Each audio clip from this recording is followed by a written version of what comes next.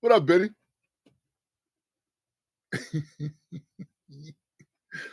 Oh man. Anyway, uh, rest in peace to my man Spice. I know y'all don't know what we talk about, but rest in peace to my man Spice.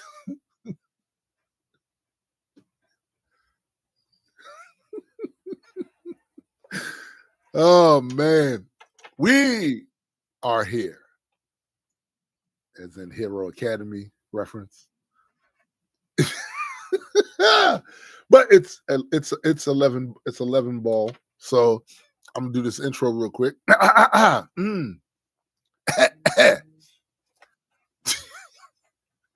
Welcome everyone to the Black Culture Geeks podcast. This is my man SPJ, and I am Tombstone the Dead Man, and we are just a couple of geeks talking about pop culture from a black perspective. Facts indeed. These last couple of days have been warm. The weather, nigga. This is what I'm talking about. This is what I'm talking about. This shit, warm. Not that fake ass half measure spring shit that they was trying to hand us these last few weeks. No. And I looked at the forecast for the next week. Nigga, that's what I'm talking about. That's the shit I'm gonna be out in. Allergies and all. That's the shit I'm gonna be out in. Word. Fuck the dumb shit. No, I get it. My whole temperament changes with shit like that. Whatever. Yeah, What up, I had the wrong mic on. I'm good now. Oh damn. Oh damn. I had the wrong chat on. Fucking top chat. Mighty Mike Gleason. Yeah. AKA Big Mike. Facts. It is it's been a funny week for celebrities this week. There you go. Motherfuckers gotta stop whining. I mean, we gonna need that. Happen. I don't think it's gonna happen either, but one can ask. In fact, I think I feel like it's our responsibility. I feel like it's our responsibility to ask. Sure. Because we can at least say we did. Right. And in life, that is half of it. You put it out there because you want to elicit change in things you want to see different. Facts. Right? And part of the things that I want to see different is I want to see celebrities whining less and having a sense of entitlement about things nobody offered them. It was never yours. Yikes. But you expect it to be because, and I get it too, right? What's up, sis? I get it too. What up? Mostly because when you were at the peak of your whatever, they gave shit to you. And that's the cruelty of the way the celebrity system in this place works, my friend. Yeah, that's the whole thing. When you're at the peak of your game, everybody loves you. You can do basically no wrong. And the world wonders, what would it be like if you just wasn't around? No one wants to think about that. Right. And then one day, for whatever reason, you're not around. And the world Yeah, it's the real thing. It's just, it is what it is. And it's sad, if you are an artist who believes that every state that you get into is a permanent state, and it's not. Why would you think that? Nothing in life is. Correct. One moment, you was healthy. The next moment, you got diabetes. Listen, states change, and there are reasons for that. But if you didn't check those reasons along the way and make sure that they didn't cause the eventual outcome, there you be, as my grandfather used to say. There you be. right? So you getting on Harriet Tubman's internet, Bruh, I hate you so much. talking about you feeling betrayed. Can't believe they didn't give me everything I was supposed to have. What? Who told you that? Who told you that was yours? Did y'all have a conversation? Apparently. We find no evidence of any conversation that being had where you promised anything. Anything. But what we have found evidence of is a sense of entitlement that you have that may be unwarranted.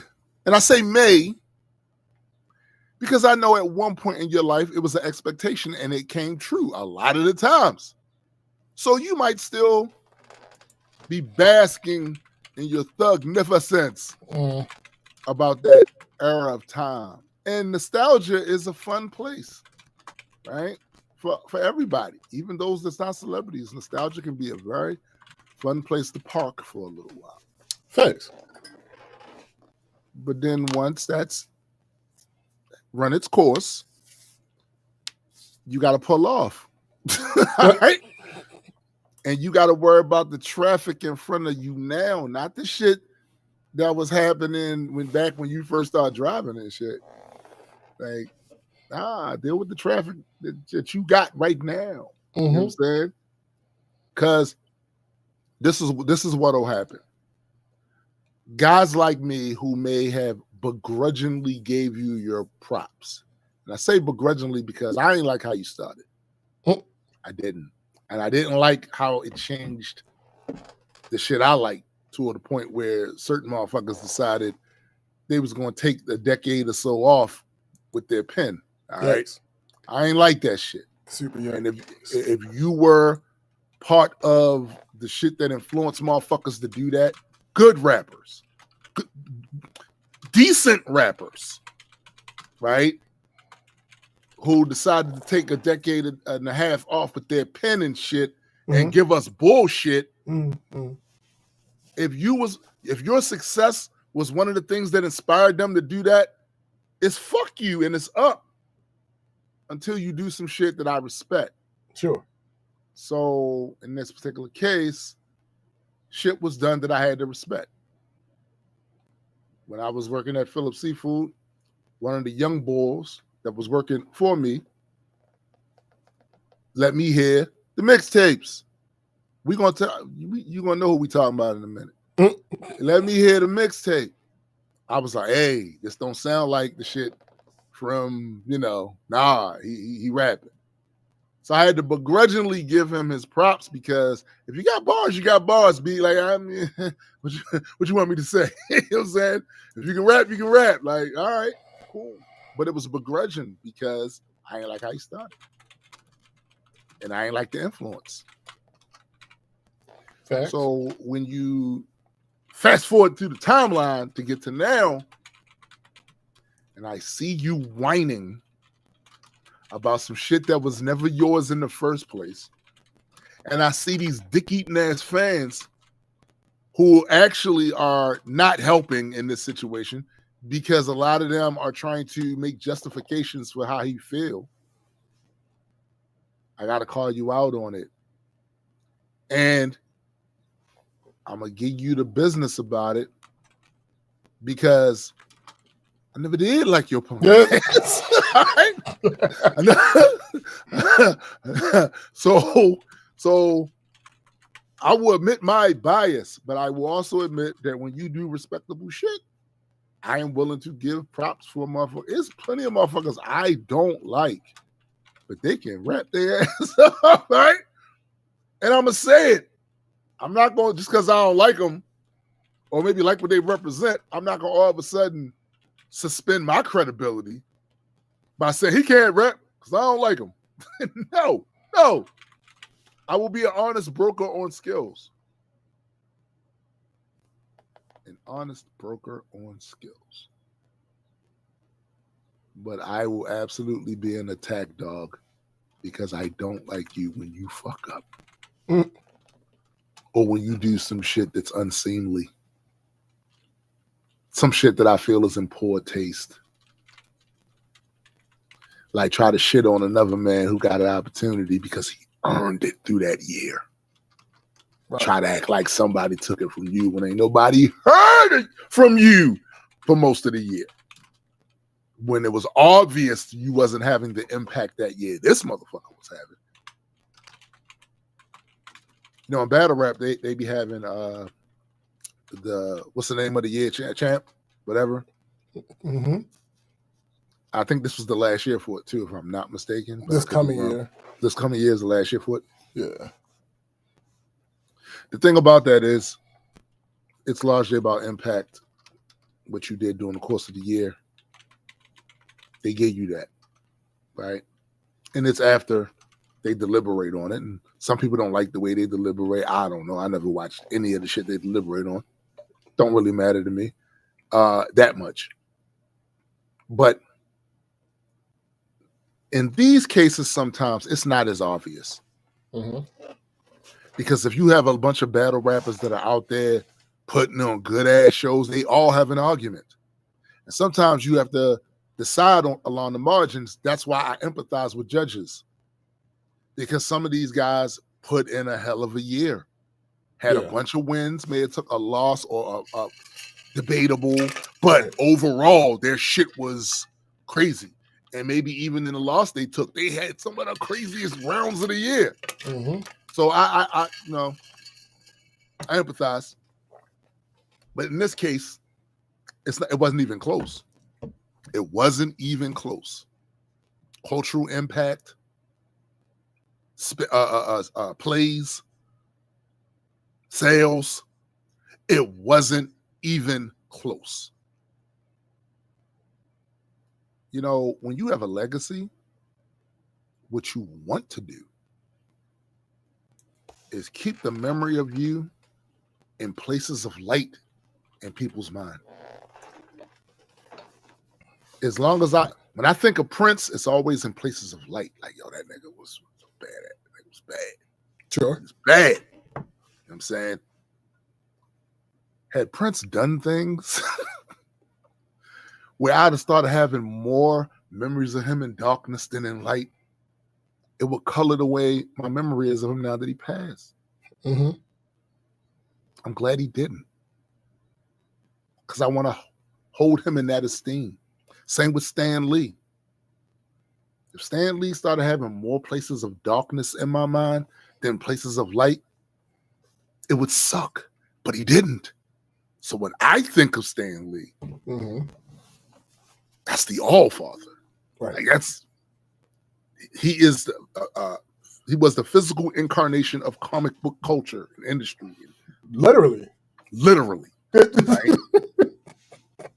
For whatever reason people want to give, they always try to discredit, blah, blah, blah, this, that, another. You cannot deny when you saw Stan, you thought comics. Facts. Period. Facts. Period. Right? So all artists reach a point in their lives where the memory of them holds more weight than what they're currently doing. Mm-hmm. Because people get tired of doing it. And you should, to be clear. That should be the case. That should, because, listen, the only thing that's permanent is the state of impermanence. Yeah. So when we see these people in wrestling go away for a while, we don't see them, they come back, they have a match, and they do all right, and the crowd start going, you still got it. Mm-hmm. You still got it. That's how we are with a lot of the legends. That's because that's peculiar. Because they usually don't still have it. Right. So the memory of what they are is more impactful than what they're currently doing. And that's fine. Don't do shit to fuck up the memory, B. That part. Especially to fans that was loyal to you and want to think of you in that way. It's the reason why I very much monitor my online shit. The stuff that I put out there or say, or because people supported me for a lot of fucking years and still do with my other endeavors. And the last thing I want is to make them feel sorry that they did that shit. Now, in some cases, that can't be helped because it's not like the audience is always a great judge of character or why people do shit, because the audience makes up a diverse ass market of people. But overall, I feel like I have comported myself with a certain level of grace, even though you can't really give me grace. But for the most part, I try to be as polite, friendly, jovial with the people who have supported me all these years, because I appreciate it. And I remember a time when I didn't have that. All I'm asking for is some of you motherfuckers, even if you're not one of my favorites, even if I'm not part of that audience, don't do that to your folks, man. Yep. Don't have them out here looking silly as shit, defending you for shit that can't be defended. Correct. Don't do that, Drake. Don't do what that. We're talking about, by the way. It's not what we're talking about. It's not what we're talking about. It's just another example. Don't do that. Don't do that. Like, if y'all see the title, y'all should know. You should know, right? Right. Yeah, I'd like to think that the vast majority of the people that ever purchased, streamed, or interacted with my content in any way don't feel bad they did it. Right. I'd like to think that people that introduced me to the world of people who didn't know who I was at first don't feel regretful that they did it. In fact, I was told that before. Yeah, I mean, by Dark Matter, like, oh, he's great. Yeah, Dark Matter 25. He told me that. He told me, he was like, "Yo, you are one of the rare people who I helped to have more people know who you were that I do not regret." Right. That's all. Yeah. Have some respect for your audience. Yeah. Even if they've moved on to other people and they remember you in places of light, have some respect for that. You know what I'm saying? Stop whining. Because your name ain't Baby. That was your father. I mean, allegedly. Oh, God. I'm just saying. I don't like you. I know. And you know what? I respect that. but come on, man. Like, where SPJ is about to break down to everybody about this, it's a classic case of what I'm talking about. Because it has to end. Well, all that and drugs. all that and having a syrup-soaked brain. Yeah. And you want to battle a man, or thought you wanted. I mean, allegedly he didn't. I hope he would win points. What is true anymore? Especially when dealing with somebody like this. Like, how can you even? How do you even judge it? Yeah. That's very true. All I'm saying is, I think people get sort of stuck in the old shit too much and not realize that the audience decides whether you win or you lose. Correct. The audience decides that. That's how it is. Internally within artists, right? Artists will have their picks based off of a different criteria than the audience will. But the most impactful, who's making the decision of who won, is the audience. They have the most impact. Sure, within that small group of people that do what y'all do, they're gonna think, oh no, because he did this and he broke down there. You see the way he rhymed and that flow went like that and all that. Oh yeah, but to the audience, nah, it's what they've been conditioned to expect. And in battle rap, they have been conditioned, and this is in the actual genre of battle rap and in rap music that's mainstream. They expect somebody to be deconstructed. to be pulled apart thread by thread, even if the accusations are lies, because they don't care if they're lies. They really don't, right? And that has more impact. You know why it has more impact? It's a numbers game, my friend, my boy. It's a numbers game. The reality is, you and that small community of people that do this one thing do not have the numbers of all the people who don't. Yeah. And they're going to make the decision, which is going to be impactful, because it's going to affect how corporations see you and how they judge whether they're going to give you opportunity. Nah, B, these are trophies. These are trophies. When a motherfucker gets viewed by the population as being the victor, they get trophies. The only trophies your peers are going to give you is a pat on the motherfucking back. And I learned a long time ago how far that gets you. Good job. That's all that is. That's all you're getting. It's almost as bad as when I was a much younger artist performing at these venues, and most of the people in the audience were other artists. Right. Right? Go talk to an artist, because I'm sure it's the same shit in these local markets today. Go talk to another artist who is still out there on the grind and doing those open mics and doing all this other shit. Go talk to them how it feels to be up there on stage performing for another whole bunch of artists. Ask them. I dare you. Get some perspective on who they'd rather be performing in front of. Go talk to them, please. Please. That's the other side of that shit that motherfuckers don't really get because they don't do it. But I am telling you now, it was a great source of pride for me to know that the vast majority of people following me on my social media and all that shit were not people I knew. Right. They only knew me through the art. Right. If the only people following me on my pages and shit like that was my cousins, long-term friends, co-workers, former schoolmates, because I know better, I'd feel away. Yeah. Love y'all support, thank you, but I know you're supporting me because you love me, not because I'm any fucking good. So go ask any struggling artists that you may know which they would prefer. They love your support. They appreciate you.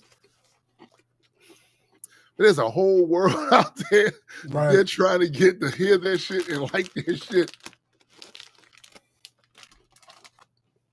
Anybody saying otherwise, they either capping or they wasn't taking their shit seriously to begin with.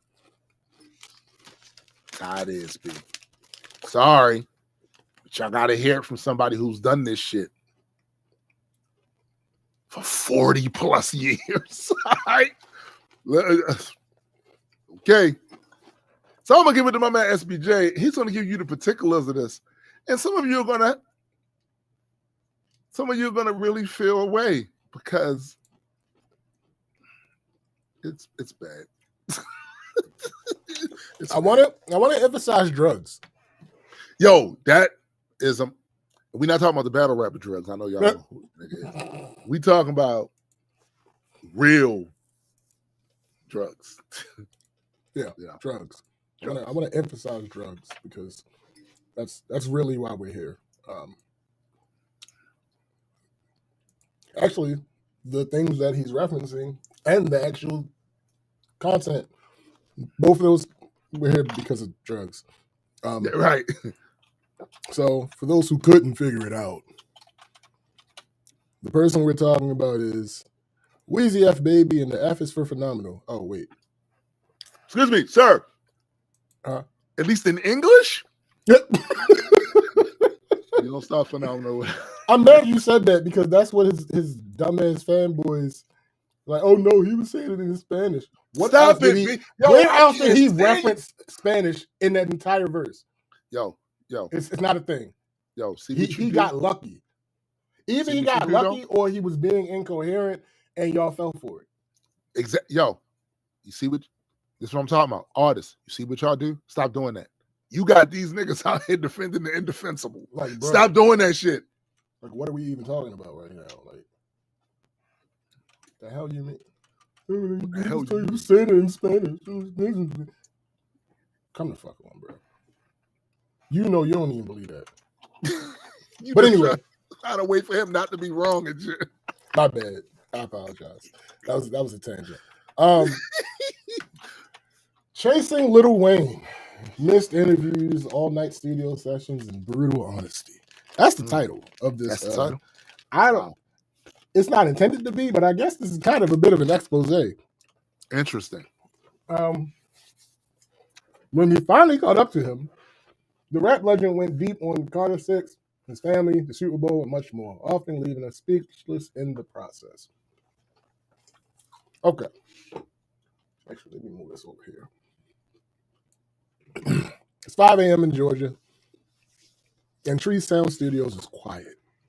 I'm in a side room of the vast Oki complex near Atlanta, preparing to be the first person outside of Lil Wayne's circle to hear the Carter 6, the album he's been working on for 6 years. On this mid-January night, our listening session was supposed to begin at 1 a.m., but it took 2 hours for Wayne to show up.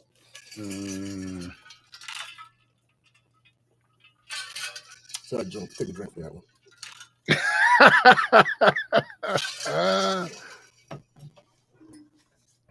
Wayne's manager, I'm not saying his name. I can't pronounce the last name, so I'm not even going. Yeah, don't. An affable, stout Queens native, wearing all black, told me that the hip-hop icon is doing some last-minute edits to songs before I hear them. It's been a long minute. I ogle the Labyrinth recordings console in the room. I wouldn't know the first knob to push, but I have mastered the Keurig machine. I need caffeine. All right, hold up. I need to see who the fuck this is. Yeah. I don't know. Their name isn't immediately available. Damn, I didn't go get me any coffee. Okay, yeah. Most of my time in Wayne's orbit, chasing him across the map, has been in the exercise in indeterminate waiting. I've already taken 2 trips to Los Angeles for interviews that didn't happen. The latter missed connection due to calamitous wildfires. Last night, Wayne headlined a concert at Atlanta State Farm Arena. I got an onstage glimpse of his set, but we didn't talk. Our cross-country game of cat and mouse will continue after tonight, resulting in missed interviews, late nights that turn into early mornings, and a postponed Rolling Stone cover. We're back at Tree Sound. I finally get the nod that Wayne is ready for me. The manager escorts me into Wayne's room, and I'm smacked with a weed stench as I cross into his musty territory. He stands near the door in baggy, all-black Balenciaga gear with a black band around his neck, not unlike the soldier rag he and the Hot Boys popularized nearly 30 years ago. A gleaming platinum Cuban chain sits atop his shirt. In the back of the room are Wayne's 15-year-old son, Cameron, in a pink Bape hoodie, and his personal photographer, Philip Lopez. I would just like to point out, depending on how you feel, is how you feel. I'm just going to say how I feel. Okay.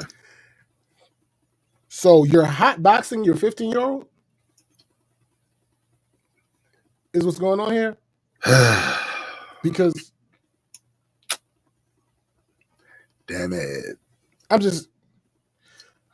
all right, whatever. Damn it. His personal photographer, Philip Lopez. Across the room is a tatted up Lil Twist, who's been signed to Wayne's Young Money Entertainment since he was 17 years old. How old is Lil Twist now? I don't fucking know. But he hasn't done anything. Yeah, that's why I'm asking. That's a tax write-off, B. He looks nothing like the baby-faced mohawk rapper we first saw when the ladies began assaulting the Billboard charts in the late No. Wayne dabs me, then mumbles something like, "You here to listen to the shit?"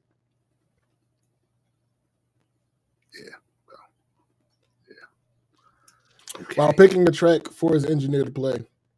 Admittedly, I'm too busy processing the gravity of the moment to remember the specifics of the first song that I hear. I do recall an up-tempo beat over which Wayne spits furiously at his free associative best. He nods his head feverishly to the track. After it's over, he approaches and looks me in the eye. If you got a favorite rapper, tell him suck my dick. Okay. What's up, Cindy? There was no joke there. Hey, Cindy. There was no joke there. That was the statement. Like that was the statement. What if you are their favorite rapper? Are you self-fellatioing? See, I mean, listen, don't judge. Hey, if that's how you get down, that's how you get down. You ain't hurt nobody. That's how you get off. Go ahead, do you?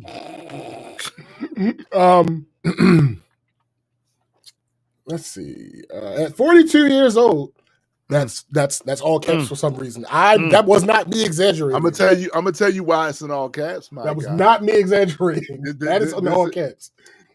Wayne's getting a slice of what it's like to be 40 years old, rapping, or still be known as a rapper, and how niggas made that part of the culture. Motherfuckers don't do that shit to the Rolling Stones, but this won't happen to you, my guy. I mean, that's funny because this is a Rolling Stone article. Ass. It really is. It's a Rolling Stone article. At 42 years old, what up? And 30 years into his career, Lil Wayne is still driven by the fervor to be the best rapper alive. Born Dwayne Michael Carter Jr. in the Holly Grove section of New Orleans, he was signed around age 11 after calling the Cash Money Records office every day, rapping into their voicemail until founders Brian Williams and his brother Ronald Williams gave him a chance. Decades later, after helping Cash Money become a Southern rap giant as 1/4 of the Hot Boys, then becoming the label's flagship solo artist, then helming Young Money Entertainment, Wayne still makes music every day. When I asked about the last time Wayne went on vacation, he says, matter-of-factly, that vacations are recording. Okay, sure, but how about an actual chill vacation? He says, I never understood that. What are we taking a break from? If it's a vacation, you're supposed to do things that you enjoy, right? So I take my music with me. Okay. I'm not mad at that. All right, I'm not actually mad at that. No. Because SBJ and I have talked about numerous times the difference between taking a trip and taking a vacation, right? So if part of your enjoyment and relaxation includes your creativity, you might as well do it. Go for it, champ. Because I will be thinking, when I go on vacations, I think of comic book shit and all of that.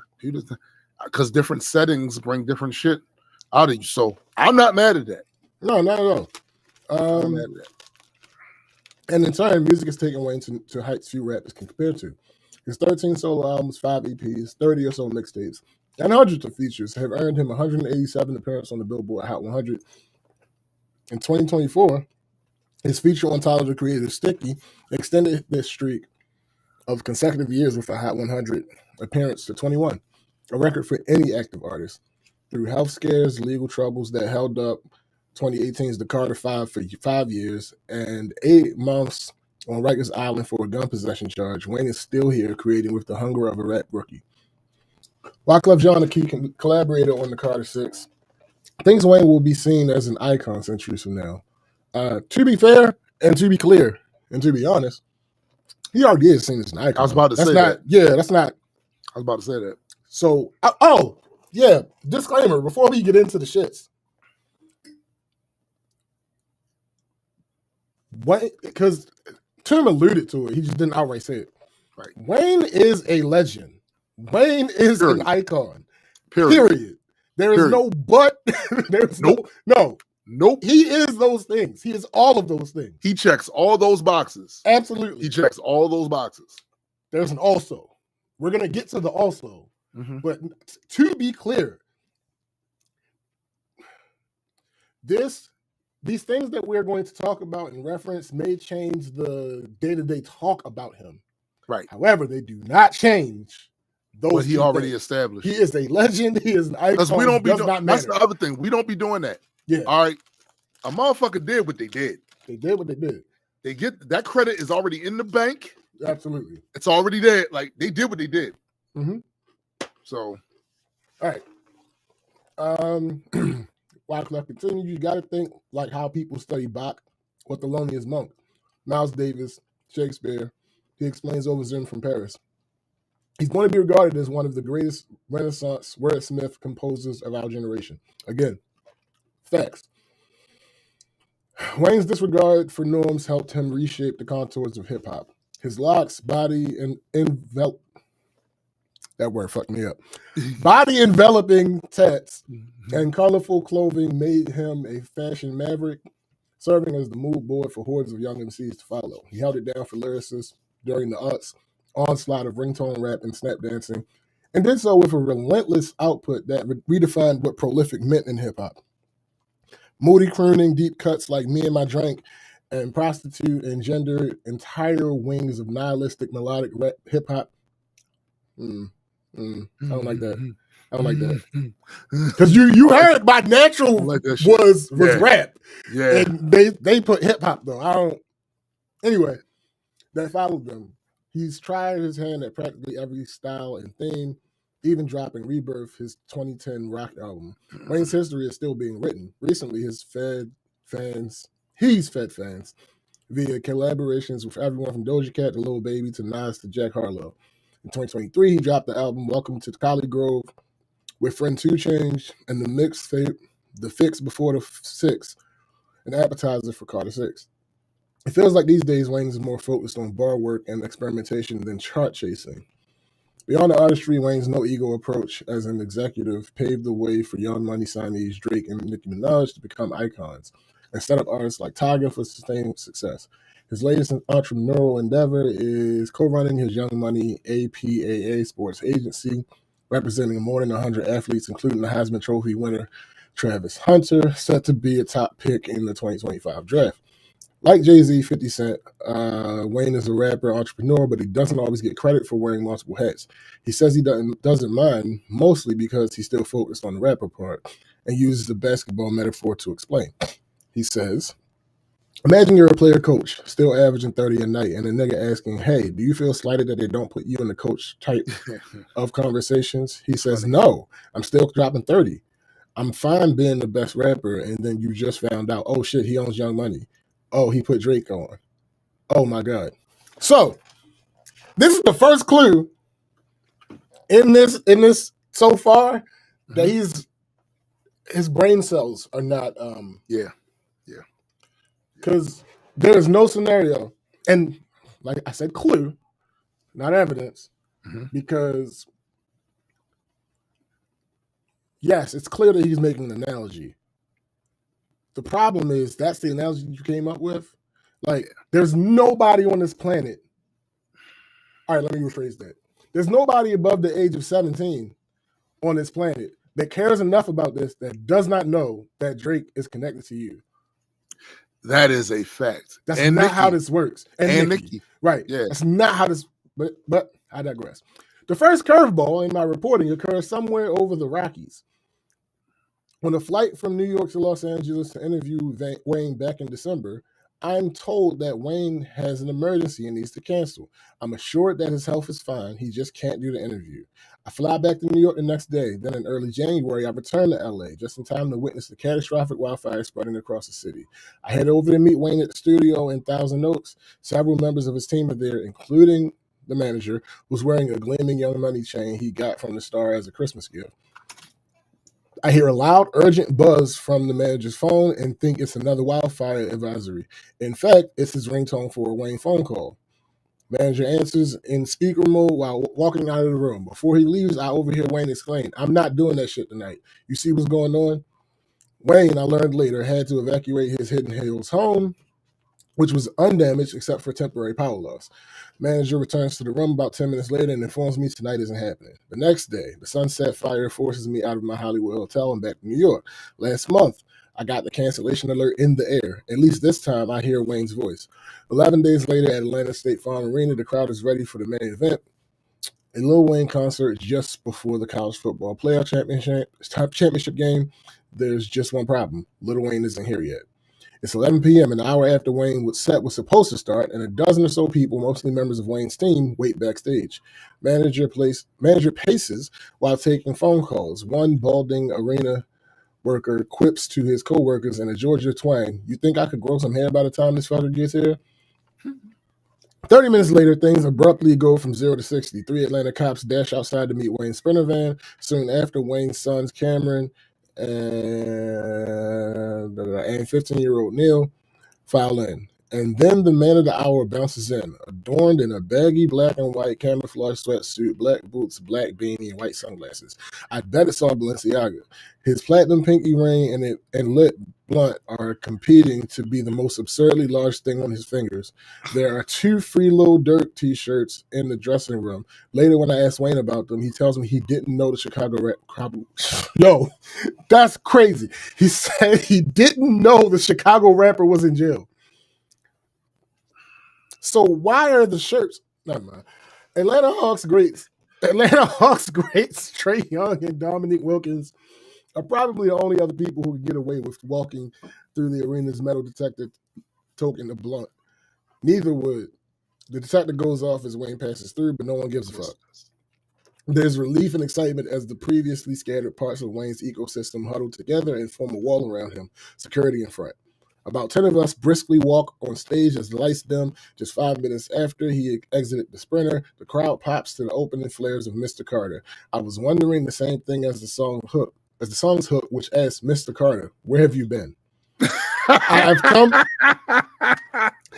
come to realize that time simply isn't a factor in Wayne's world. Philip Lopez, the photographer, tells me that their private jet to Atlanta was scheduled to leave LA at 1 a.m. They sat on board waiting until Wayne showed up at 6. No one I speak to recalls Wayne's unpunctuality or late hours resentfully. They simply chalk it up as a feature, not a defect, of being around a nonconformist. Wyclef. Can we split the difference? It's a defective feature. Right. Like, what are we talking about? Wyclef theorizes that he and Wayne are night owls because of their shared astrological sign. Yeah. In the 90s, Birdman would take the Hot Boys to the studio to record overnight, and the routine stuck. Wayne's average day ends shortly after leaving the studio and getting breakfast while watching That morning makes more sports. sense to me than that other shit he Yeah, while watching morning sports shows like First Take. He sleeps, then wakes up to dinner around 6. Later, I tell him that his schedule is the inverse of the average human's. He says, "I never thought of it like that. Thank you." I think you did think of it like that because you were always talking about you were an alien, so that's part and parcel to thinking. Wayne apparently got enough sleep to rock State Farm Arena with a career-spanning set. He plays a piece of Back That Ass Up and Money on My Mind, as well as standards such as Drop the World and Uproar. He brings out 2 Chainz for 2007's Duffel Bag Boy and 2013's Rich as Fuck before continuing on his own. At one point, a snippet of Harry Belafonte's Day-O, the Banana Boat song, morphs into 6 foot, 7 foot. Most of the crowd seems mid to late 20s and up, but is diverse in terms of ethnicity, fashion sense, and overall vibe. Leaving the stage to Whitney Houston's "I Will Always Love You," Wayne greets. That's odd. Wayne greets 2 Chainz and his aunt in the loading dock. They confer about plans for later that evening. "I'm gonna call you," 2 Chainz says. As I'm gonna start leaving the stage. The heart will go on. Shut up. Wayne naturally ends up in the studio after the show. When I try to enter a backstage room where Wayne is taking pictures with fans, the security guard blocks me with his elbow. I tell him I'm with the Rolling Stone. He dismissively scoffs. Nah. Gave him an elbow jammy. Yo said, "I'm with Rolling Stone." He was like, "Nah." As if I had asked him for $20 instead of seeking to do my job. After the brief photo session, everyone exits the arena and jumps into a police-led cavalcade of sprinters and SUVs. The next night, at Tree Sound Studios, Wayne mostly lets the album speak for itself, hovering near his engineer and pointing out which song to play next. Sometimes he offers a tidbit about guest appearances by Elephant Man and MGK or producers like Ye, who produced one track that may not make the album, and Wheezy. Then he walks to the far corner of the room and jams out in his own world. He 2-steps to some songs, he feverishly nods his head to others. I hear a track where Wayne definitely mimics the cadence of Biggie's "One More Chance," and Tupac's "Hit 'Em Up." like one song where he does both. Okay. I guess. Another track is an ode to cruising through Yo, LA. Mike said if he ever became a rapper, he's coming out to Alanis Morissette. That's hilarious. Featuring a shout out to the late Matthew Perry. Yo, another track is an ode to cruising through LA, featuring a shout out to the late Matthew Perry. Wayne laughingly tells me afterward that he didn't know Perry and only added him after researching a name that would fit the syllable space. What?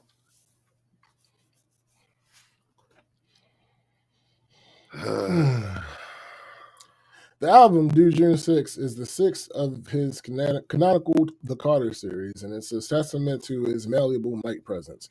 Wayne rhymes over different tempos and moods, but always sounds like himself. Another song I hear, which I later learn likely won't make the album, juxtaposes an idyllic riff with a gruff hook asserting, "Go hard on a bitch." Okay. Wayne says that line is cribbed from a Birdman bar on an old Cash Money track. Wayne divulges that he's still cool with Birdman, the surrogate father who shepherded his career until a 2014 contract dispute led Wayne to sue Birdman's Cash Money Records for $51 million. He accused the label of withholding money owed to him and delaying the release of the Carter 5, which he had already turned into the label in 2018. Which he had already turned into the label. In 2018, Wayne settled for a sum of reportedly more than $10 million. Since then, however, the pair have patched things up. Still pops, talk to him every day, Wayne states, noting that Birdman often calls him for sports betting advice. He thinks time mended their relationship. Quote, also a nigga being happy for my success. He gave me the ball years ago and told me, go ahead, now show me the end zone.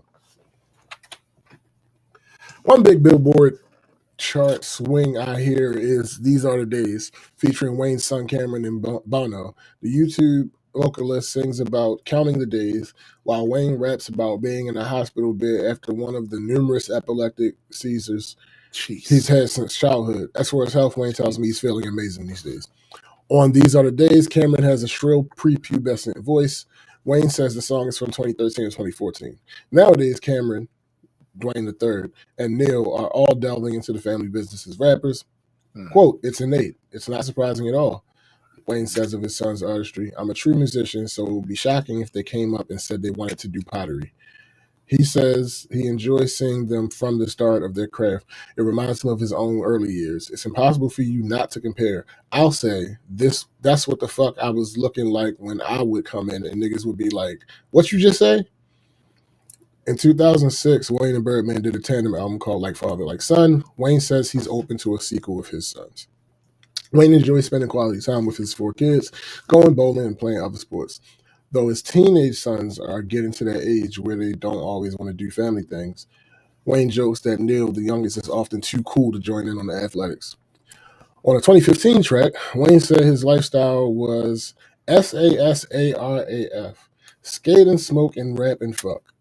While that is still the case to an extent, fatherhood takes precedence. Now it's make sure you watch over those kids and make sure you're there at those vital ages. That's coming first now, he affirms. Make sure these niggas ain't going to jail. Making sure nobody playing with my princess. That would be the 26-year-old daughter, Reginae, an actress and social media influencer. Reginae is Wayne's oldest child, and she acts the part.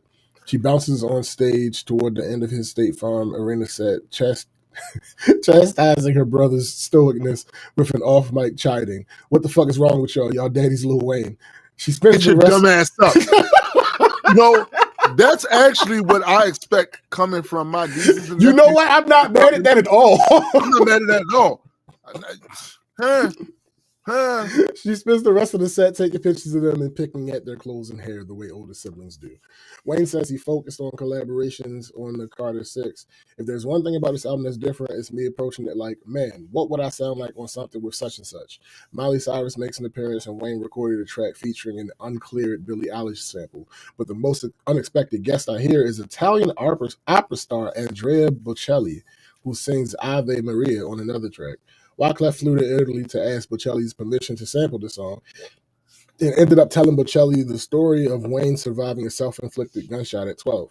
The tenor was so moved that he decided to sing the opera standard himself. It's one of them records that I feel is going to stop time, Wyclef says. They play me the pensive track at the tree sound, and as it concludes, Wayne stands with his hands out in front of him and his mouth in a firm circle, mimicking Bocelli's elongated "oh" vocal run as if he was center stage at Teatro alla Scala. Twist in front of him, claps like he's sitting in the front row. Yikes. Wyclef and Wayne recorded around 30 tracks for Carter 6. Leaving Wyclef, John, and Lil Wayne in the studio for 24 hours is a dangerous thing, Wyclef warns. You don't know what's going to pop out, Wayne adds. See, Wyclef said that. That Yes. wasn't okay. Yes.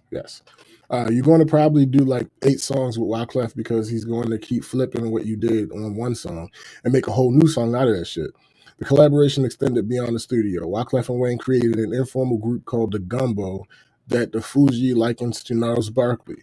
New Orleans musicians John Baptiste, Letter C, Trombone Shorty, and PJ Morton are members as well. That's a fire group. Wyclef and Wayne also riffed on guitar during these sessions. Wayne has been playing for nearly 2 decades. He doesn't know music theory, but plays by feel and often adds a solo to his features, as on Jello's recent Tweaker remix.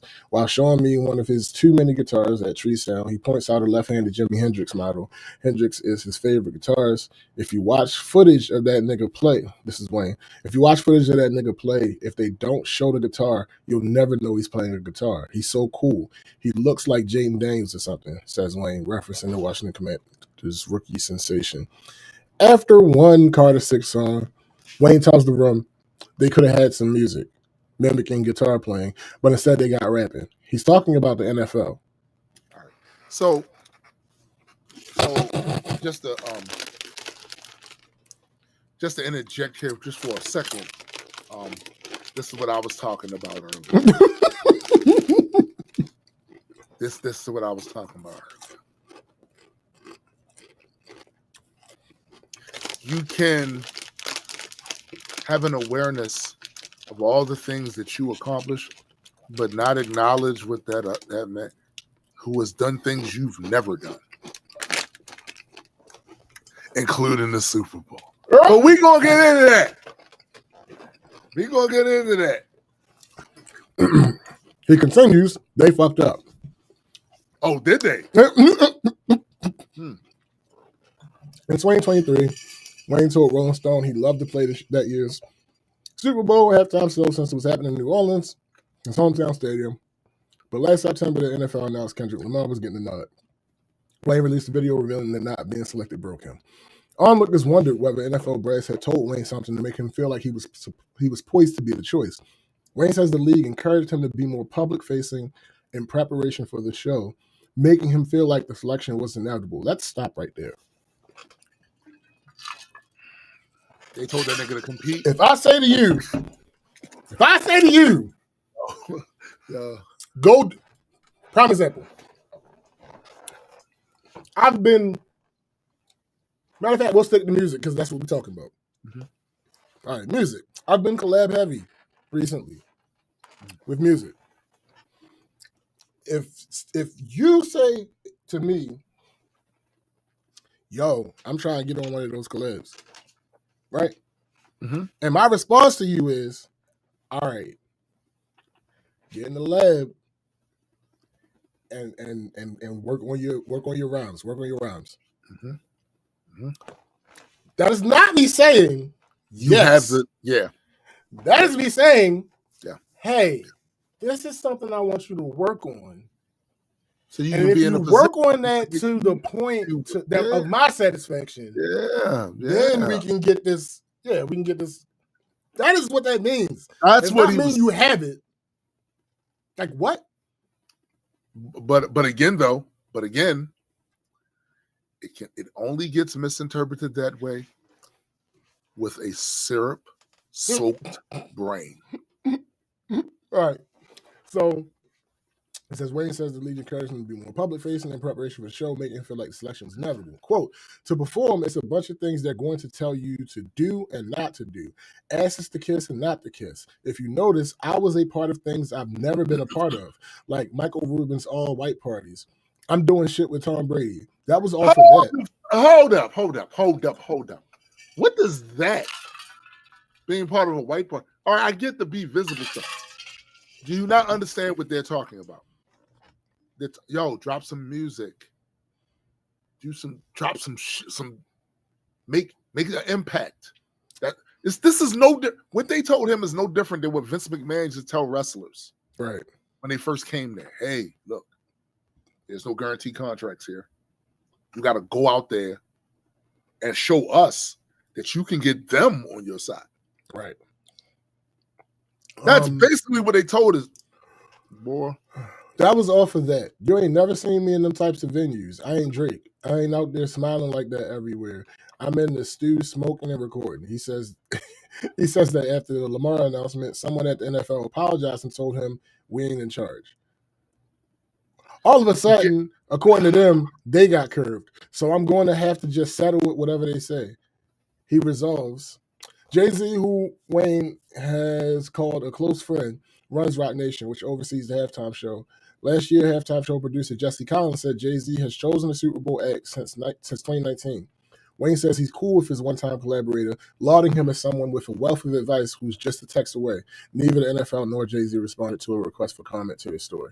Wayne tells me things are fine between him and Lamar. Wayne called the LA rapper ahead of the Super Bowl to clear the air and to encourage him. Earlier on last year's GNX album, Lamar had rhymed, irony, I think my hard work let Lil Wayne down. A day later, Wayne made an X post warning, I just be chilling and they still come from my head. Let's not take kindness for weakness. Let this giant sleep. Those lines spurred speculation that Wayne was set to insert himself into Drake's beef against Lamar following the Super Bowl snub. Wayne seems to not quite remember the post when I bring it up. All right, stop. He don't remember the post. I wonder why. Why? Matter of fact, I'm gonna wait.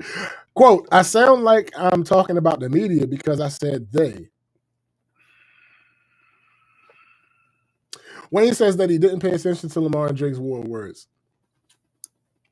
Quote, oh my. Quote, wait. Right, quote, I'm going to give you a perfect example. I went on stage and I was singing this song and they thought I was dissing. The song was not like us. I ain't want my dude to be mad at me. I didn't even know it was Kendrick. Now,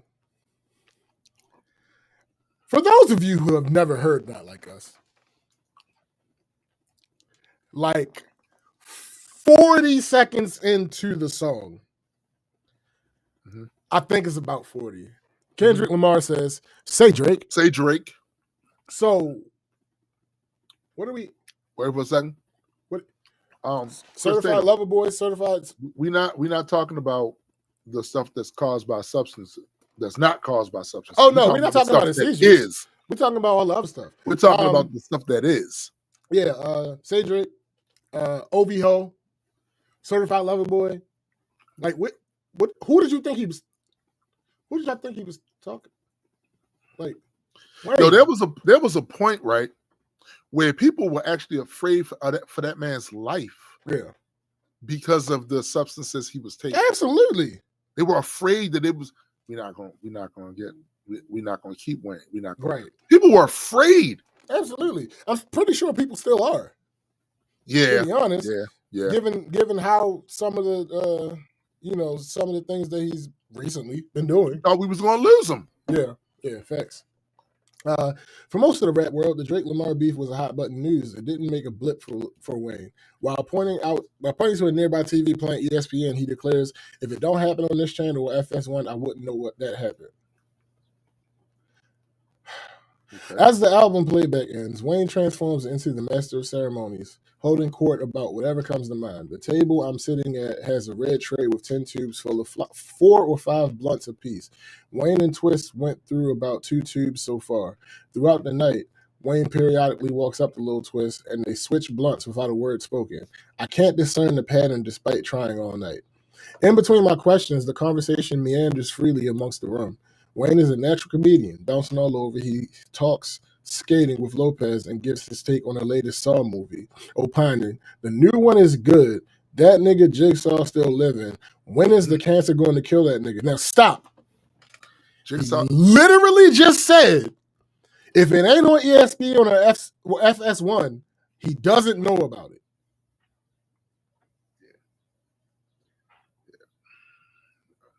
That was the last quote. That was the most previous quote to this. Mhm. Okay. He loves watching the Discovery and History channels. But wait a minute. He just said that. No. What? Mm-mm.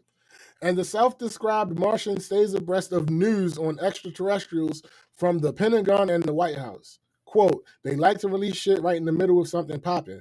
He theorizes, joking that Taylor Swift could drop an album and NASA finally releases, yo, we just killed 3 aliens. As a workaholic, Wayne misses a lot.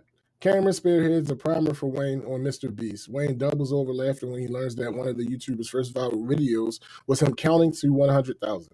Later in the evening, I reference Jay-Z and Kanye's Watch the Throne. Wait. What's that, he asks, staring at another SportsCenter replay. The reporter said, Kanye and Jay-Z's album. Wayne says, they did an album? Yo, Stop. All right, yo. Hold on. All right. Lil Wayne.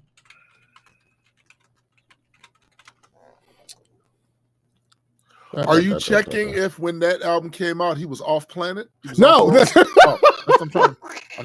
trying to see what you. All right, hold on. I don't think he ever went off world. Mentally. I do that.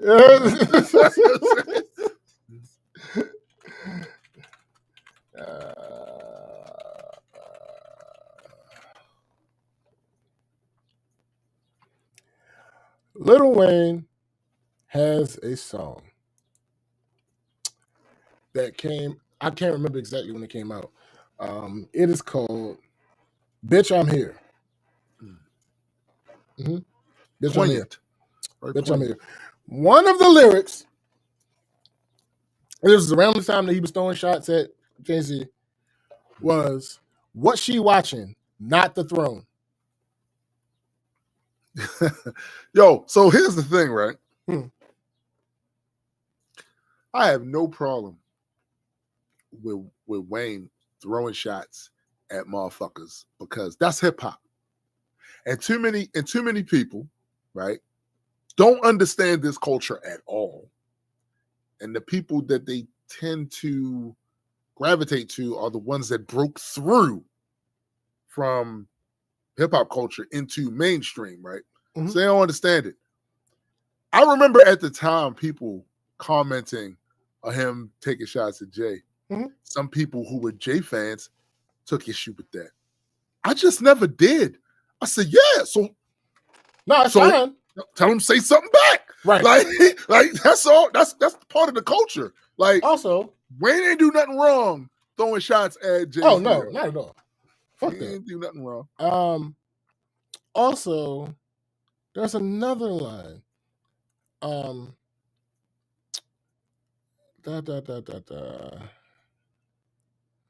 me see. You referenced the album in a bar, and then in 2025, you don't remember that they did a song together. Is wild. There's also, I'm going to mess this up and I don't feel like searching on it for real. There's a line I believe I can't remember what song it's in. Hold on. Let me search this because I don't want to be dead wrong. You can be half dead wrong. I mean, sure. You could be zombie wrong. Sure, I prefer not to do that either. Okay.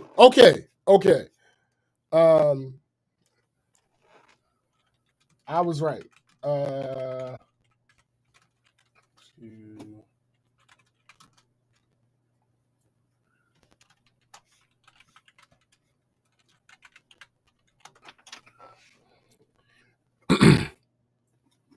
Okay. So on the damn album, Watch the Throne, there's a song called HAM. It's an acronym, hard as a motherfucker. Mm-hmm. Okay. Jay-Z says,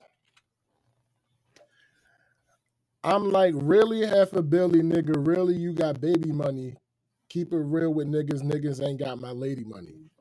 That Mm. is perceived as a shot to Lil Wayne. Yeah. Okay. Lil Wayne says in a song after that comes out, talking about baby money, I got your baby money, kidnap your bitch, get that how much you love your lady money.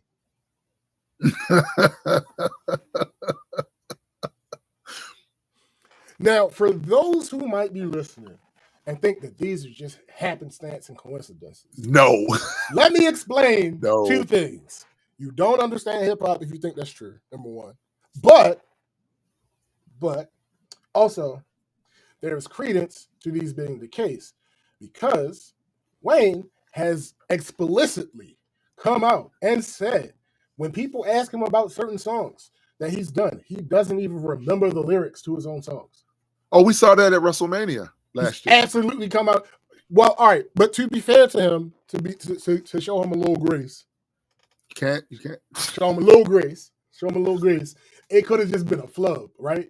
But he's absolutely explicitly come out and said he doesn't remember the lyrics to some of his songs. Specifically, somebody asked him during this whole beef with Drake and Kendrick, somebody asked him why he never performs the song Mona Lisa. Mona Lisa is a song from the Carter 5 with him and Kendrick. His response was, I do not remember the lyrics. Specifically.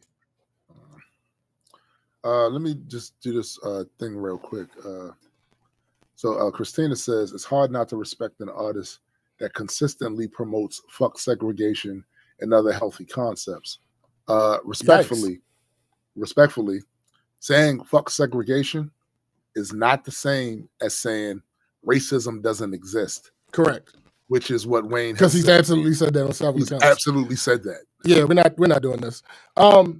So I want to be clear. The drugs. All right.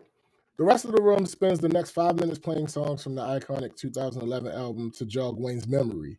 Mm-hmm. He looks bewildered trying to decipher... And his own music? No. Watch the Throne. I'm about to say. No. They're playing Watch the Throne for him. He looks bewildered trying to decipher the opening moments of Otis, asking Twist if he ever freestyled to it. Twist shakes his head no, though he does recall Niggas in Paris and No Church in the Wild. So he does remember those songs. But again, he didn't remember the song that he responded to Jay-Z. All right. Wayne's obliviousness pops up again when it comes to rapper Sexy Red, who features in Sticky with him. Glorilla and Tyler, the Creator. Tyler was like, I know you don't know who that is. I was like, I damn sure don't. Red who? Sexy what? Tyler had to remind him that they were at a Balenciaga show together, but Sexy imprinted herself. Wait a minute, they performed together or were just on the same card? I guess just on the same card. Because I imagine that they wouldn't have had any music together prior to that. I mean, listen, to be fair to Wayne, if you do a lot of performances, it's possible you can forget. Some of this is understandable, right? Yeah. But the extent is the problem. Yeah. The extent is the problem. Tyler had to remind him that they were at Balenciaga show together, but Sexy imprinted herself into his memory with her bold verse. Wayne said, I was like, oh shit, that's dope. Sticky was one of at least 17 features Wayne did in 2024, including What's Sam Baby with Rap 49 and Saturday Mornings with Corday. Since his standout verse on Destiny's Child's 2004 Soldier, Wayne's been known as the feature killer who collaborate with anybody. And that's a fact. Absolutely. That nigga some of Wayne's best verses are on features. 100%. Yo, and I argue, literally be afraid. Yeah, nigga. I argue that it's that competition in him. That's what it is. It's that rapper in him. It's that that's rapper like, in him. No, I'm not about to be on this shit and just let these niggas. This is the part about Lil Wayne that I respect. Absolutely. Because if you get on a track with Wayne, especially in 20 now, you get on a track with Wayne, boy, you better be on your shit because he's going to blow you out of the water. Absolutely. And have fun doing it. And it's going to look effortless. Yes. The whole thing. Yeah. He said he professes that there's never been a paying artist that he's turned down, even if he didn't like the song. He said, "I take it as Damn. he said I take it. He said I take it as a challenge." See, exactly. It's just what we That's just said. the rapper. I take it. I look at it as a challenge. You're going to have to be the reason why Right you there. like it. I'll kill it and be like, that shit wasn't whack at all. I killed that bitch. Don't play his verse. Just play mine. Yeah, That part, that right there, that energy, that energy right there. As a rapper, all facts, you have to respect that energy. 100%, period, without question. And as quickly as I was thrust into Wayne's world, I find myself on the outside looking in. After our tree sound conversation, I still have questions to ask. I think our next interview is going to be the next day in Atlanta, but Wayne flies back to LA. We scheduled a Zoom follow-up for late January, Friday at 9 p.m. Eastern Standard Time that evening. He pushes it back to the next night. Right. Thank you. At the same time. And on Saturday, after waiting on the Zoom for more than 6 hours until 3:30 a.m., I realized he's never coming on. We schedule another Zoom for the following Tuesday, but it gets canceled an hour beforehand. One of his publicists apologetically citing, quote, new personal developments that may cause delays. After 3 cross-country trips, fleeing a wildfire, and numerous innervating waits, I feel the biggest story of my career slipping through my grasp for reasons I can't discern. You're awesome, SBJ. Wayne's Rolling Stone cover had a set date for months, but without a second interview, the magazine postpones it. Maybe I should thank Lorne Michaels for reconnecting us. In February, Wayne is in New York to perform at the SNL 50 special. The night before the show, I head to the Penthouse Recording Studios at 2 a.m. for another late night interview to be held after Wayne finishes an SNL rehearsal. I chat with Wayne's publicist and engineer producer Manny Galvez into the wee hours while waiting for his arrival. 3:30, his team moves the meeting to the Park Hyatt. For 3 hours, I sit idly in the plush lobby, observing guests straggling in after a night of partying. After a certain point, I stop mentally prepping for the interview and focus solely on staying awake by walking around the pristine hotel. Finally, at 6:45, his manager informed me that Wayne is ready to talk. I head up to his suite and find Wayne in the kitchen area, kneeling against the kitchen island and rolling a blunt. He's shirtless, wearing black sweats and the same black band around his neck that he wore in Atlanta. On the island, I noticed another tray containing about 20 tubes of blunts, a box of just water, and 3 lime green bags of fruity candy. He had the same batch of party favors in all 3 of his studio sessions I've been to. Martians must be creatures of habit. A smooth trap-driven instrumental thumps from nearby speakers. Wayne says he spent his day working on a verse to another song and has decided to write to a new beat to take his mind off of it. The conversation... I'll be doing that too. Word. The conversation, during the entirety of which he remains standing, starts with him talking from the other side of the suite. In the 6 hours I spent with Wayne, I don't see him sit down once. As we build a rapport, he walks closer to me and his manager, who's sitting on my right. By the end of our conversation, he's walking right up to me while demonstratively talking with his hands. Wayne says that he didn't watch Lamar's Super Bowl performance. He and Lil Twist played pool during the set, then went outside to smoke. Every time I looked, there was nothing that made me want to go inside and see what was going on, he says. Wayne vows that he'll no longer consider doing a Super Bowl. They stole that feeling. I don't want to do it. It was perfect. They stole it. What? They stole it. Yeah, they stole it. And here is the problem.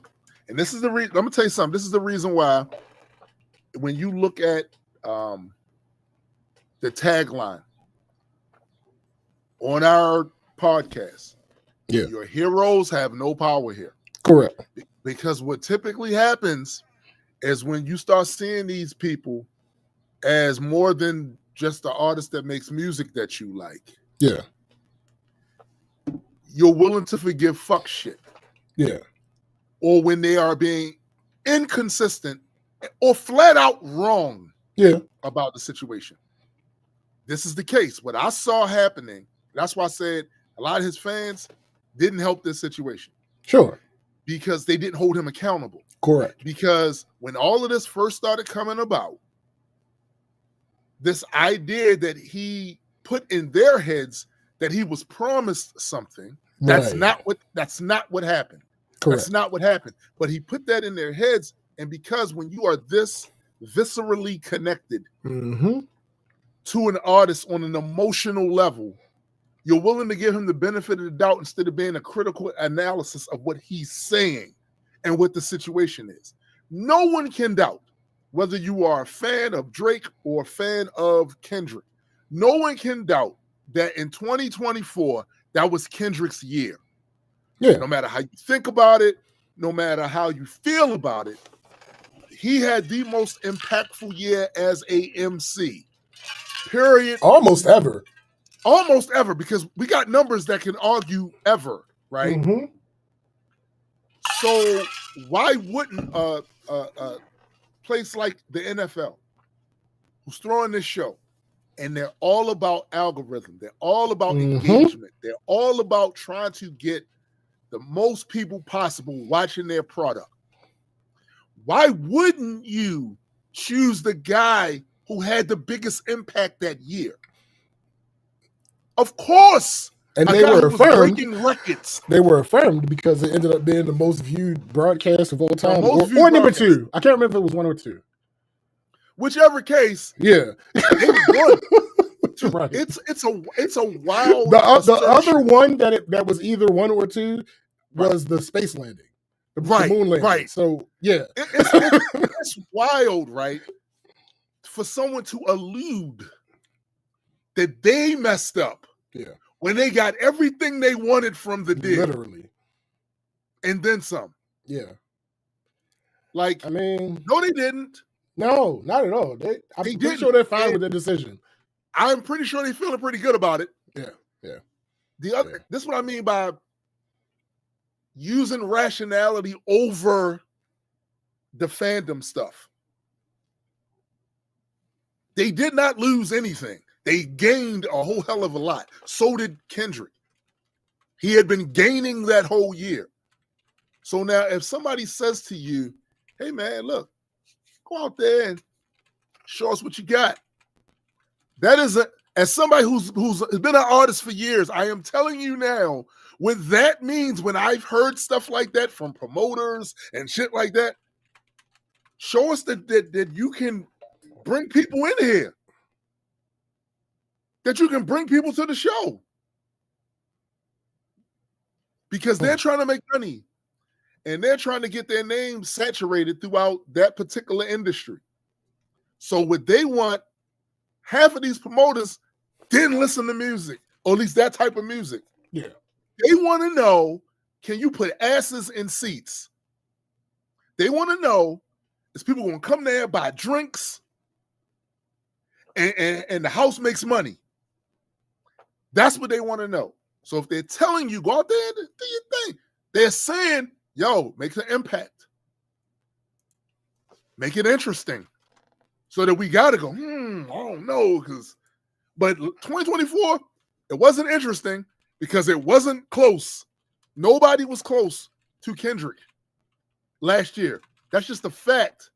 And I know people don't like it because I'm starting to really believe what K-Dot was saying about they don't like us over here.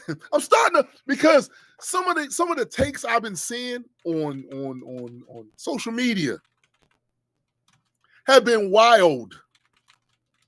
And it's starting to get me to think, he may have a point. You don't fuck with them. I don't know what it could be. Is it because the Black Panthers came from over there? I don't know. Whatever the case is, they got a problem or something. Just acknowledging numbers, facts, spins, engagement. Yo, motherfuckers who don't listen to rap was saying lines from his disc. Stop. Like, this is really, there were companies, whole ass companies that all of us know and heard of their brand on Twitter using some of his quotes in their marketing. It's not close. Nobody promised you anything. They invited you to give them an option. Give us an option. Go out there. Go out there. Yeah. That's not what happened. Nobody So- eclipsed Kendrick. The only person that was close to Kendrick last year was Drake. Yeah. Because Yeah. he was involved in the back and forth. Absolutely. That's it. So some cursory research and not having the accurate figures and all that other bullshit. Mhm. The NFL made between $100,000 and $1 million off of that one video. Wait a minute. What video? The halftime show. With a CPM of 1.36, they would have made about $99,000 off of Just that off one that video. video. With a CPM near $15, they would have made over $1 million off of that one video. Come on, man. They're happy. Yeah, they're not feeling regretful or none of that. And this is the other thing. Like one of the other quotes he was supposed to say, they could have had music, but they just got rap. So I'm gonna say this really, really slow. Rap is music. Correct. And nobody has ever accused Kendrick fucking Lamar of not making music. Right. Nobody. That's wild. It's a wild take, but I can almost forgive him because he's personally and emotionally involved with the shit. Sure. It's other people who are standing out. You're not as connected to that. Wayne is going to be an icon whether he does the Super Bowl or not. Yeah. Facts. Period. Yeah, without question. This does not hurt his career at all. This does not take away any of his accolades. And it doesn't take away accolades from people who are outside of this and don't stand to gain anything from this, from calling a spade a spade. But I'm going to tell you what it does do. And we've talked about this on this show before. It erodes your credibility. Yep. One of my key catchphrases has always been, I value my credibility over my opinion. Mm-hmm.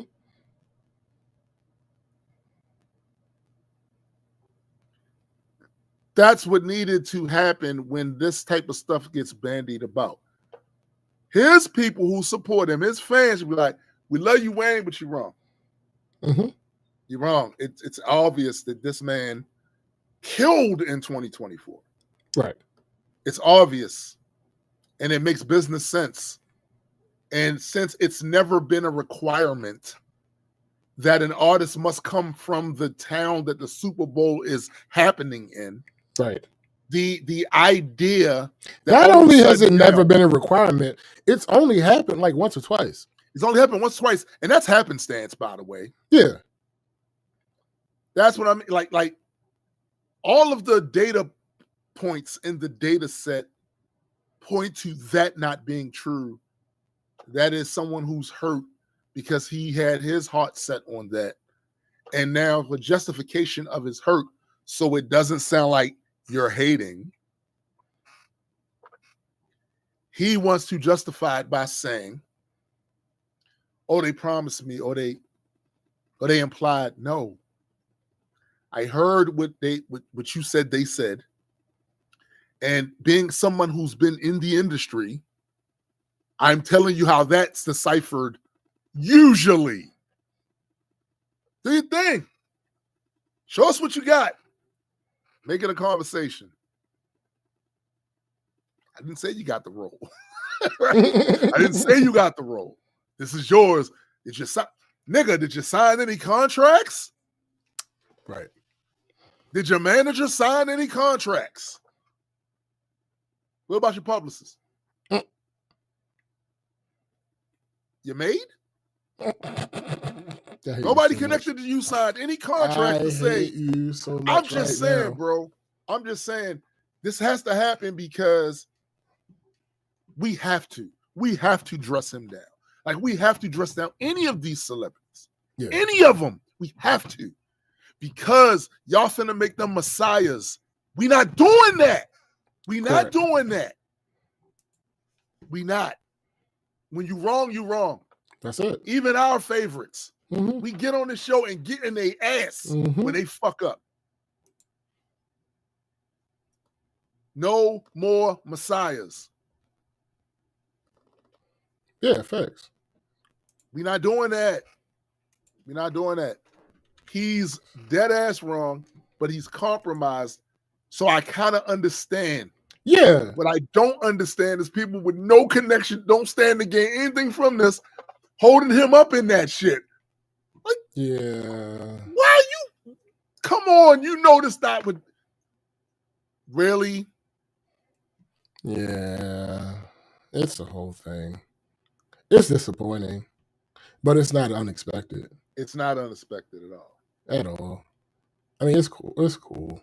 People gonna feel how they feel. Like, I generally avoid having conversations about the man, because he's one of those people that's like he has a cult like following, and same with Kendrick. I tend to not have conversations with people. Yo, Yeah. I had seen this one nigga on Twitter. He had said something that I agreed with. I liked this comment, and I think I made a comment like backing him up. He follows me. I follow him back. Like a month or so later, I was going to put this on the show, but it was one of those days that we ran out of time. He made a post talking about if you don't like To Pimp a Butterfly, you know absolutely nothing about music. I'm like, damn, there's no room for a nigga just for preference. Right. And he responds. His response was, his response was, no. I said, oh, wow. You wanted that. Wow. Yeah, no, good day, sir. Wow. I said good day. There's no reason for us to continue any conversation. Like, no, I can't have conversations with people about that women. that is such with people about Drake. I can't have conversations with people about Kendrick because we're not doing this. Because like you said, now we're entering into cult, bro, type shit. Like, what the fuck you mean if you don't like this, then you don't understand me? What? That's insane. It just might not be for him. Country is a perfectly valid form of music. There are people who don't like country. That does not mean they don't understand music. Like, what the fuck are you talking about? You can have both things can exist. Right. You can not like that or don't find that sonically pleasing. Right. And it still be music and art. Absolutely. Like and the crazy thing about that is that's the argument that they try to use about rap.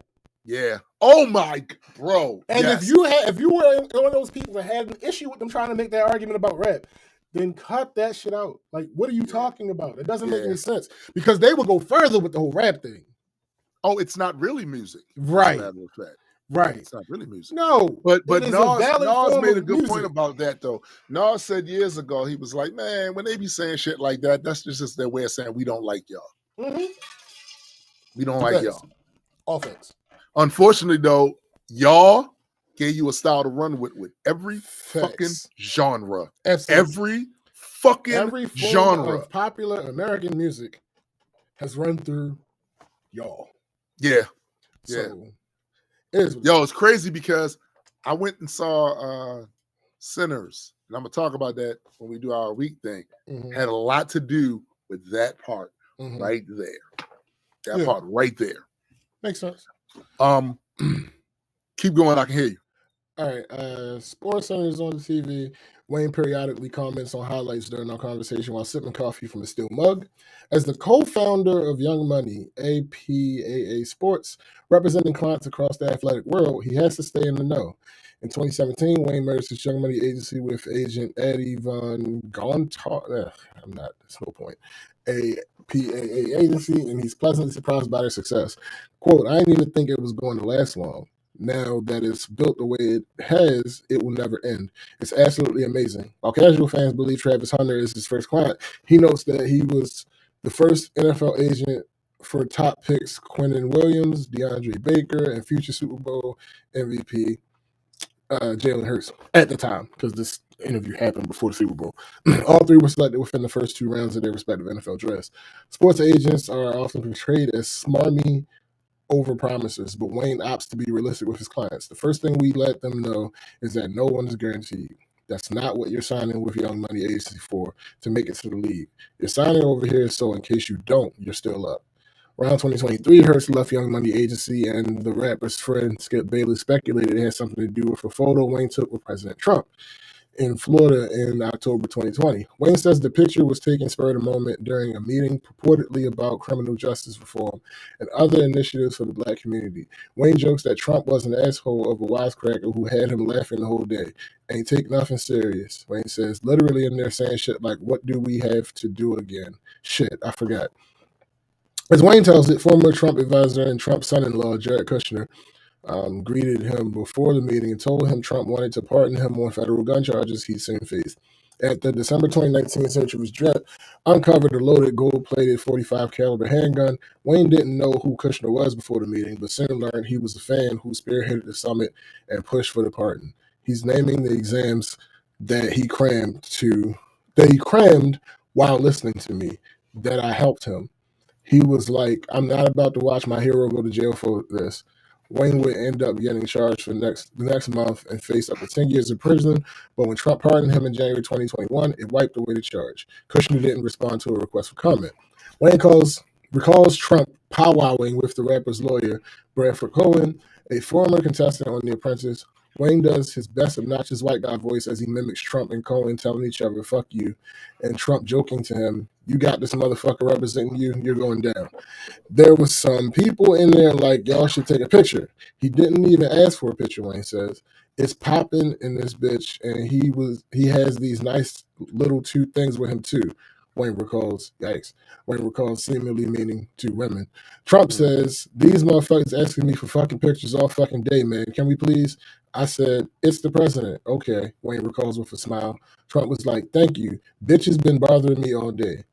There was widespread criticism of the photo across social media. Did Wayne care? Fuck no. I don't care about no backlash for nothing I do. You know me, man. He says in a low croak, my mama would have been mad if I ain't smiled. That might have been the only backlash I would have worried about. When asked if he would have joined his rap peer Nelly in performing at the inauguration, he says, I was asked, but we had something to do. Trump got endorsements from several rappers last election cycle, but Wayne says he probably would have passed had he been asked. I would have told him you probably don't want that because I don't know what's going on, he admits. I can tell you who won the last game, but I can't really, you know what I mean? When I asked how he feels about the post-photo perception that he's a Trump supporter, he notes, I don't feel about it. I don't give a fuck about that type of shit. Tell him my dick big, though. In 2006, Wayne released the protest anthem Georgia Bush, where he slammed then-President George Bush's paltry post-Katrina response with fiery system appraising verses. His empathy is palpable in lines like, I know people that died in the schools. Now, what is a survivor to do? He's also said that his anger stemmed from a specific affront to his hometown. It didn't radicalize him.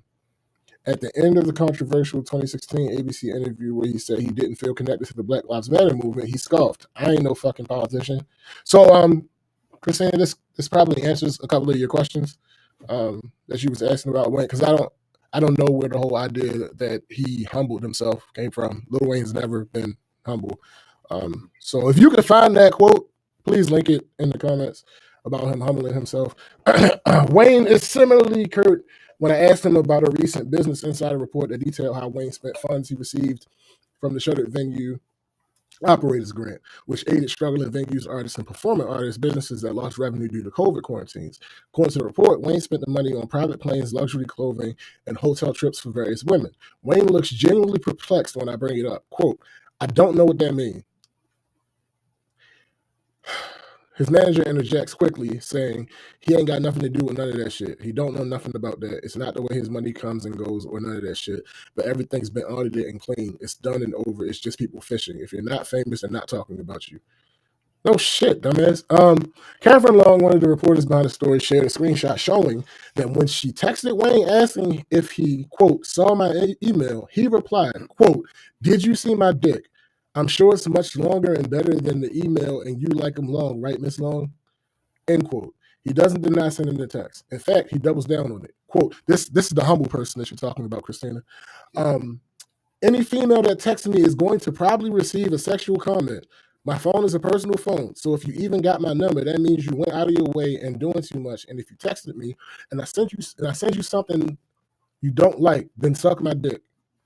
Just make sure you suck it right. End quote.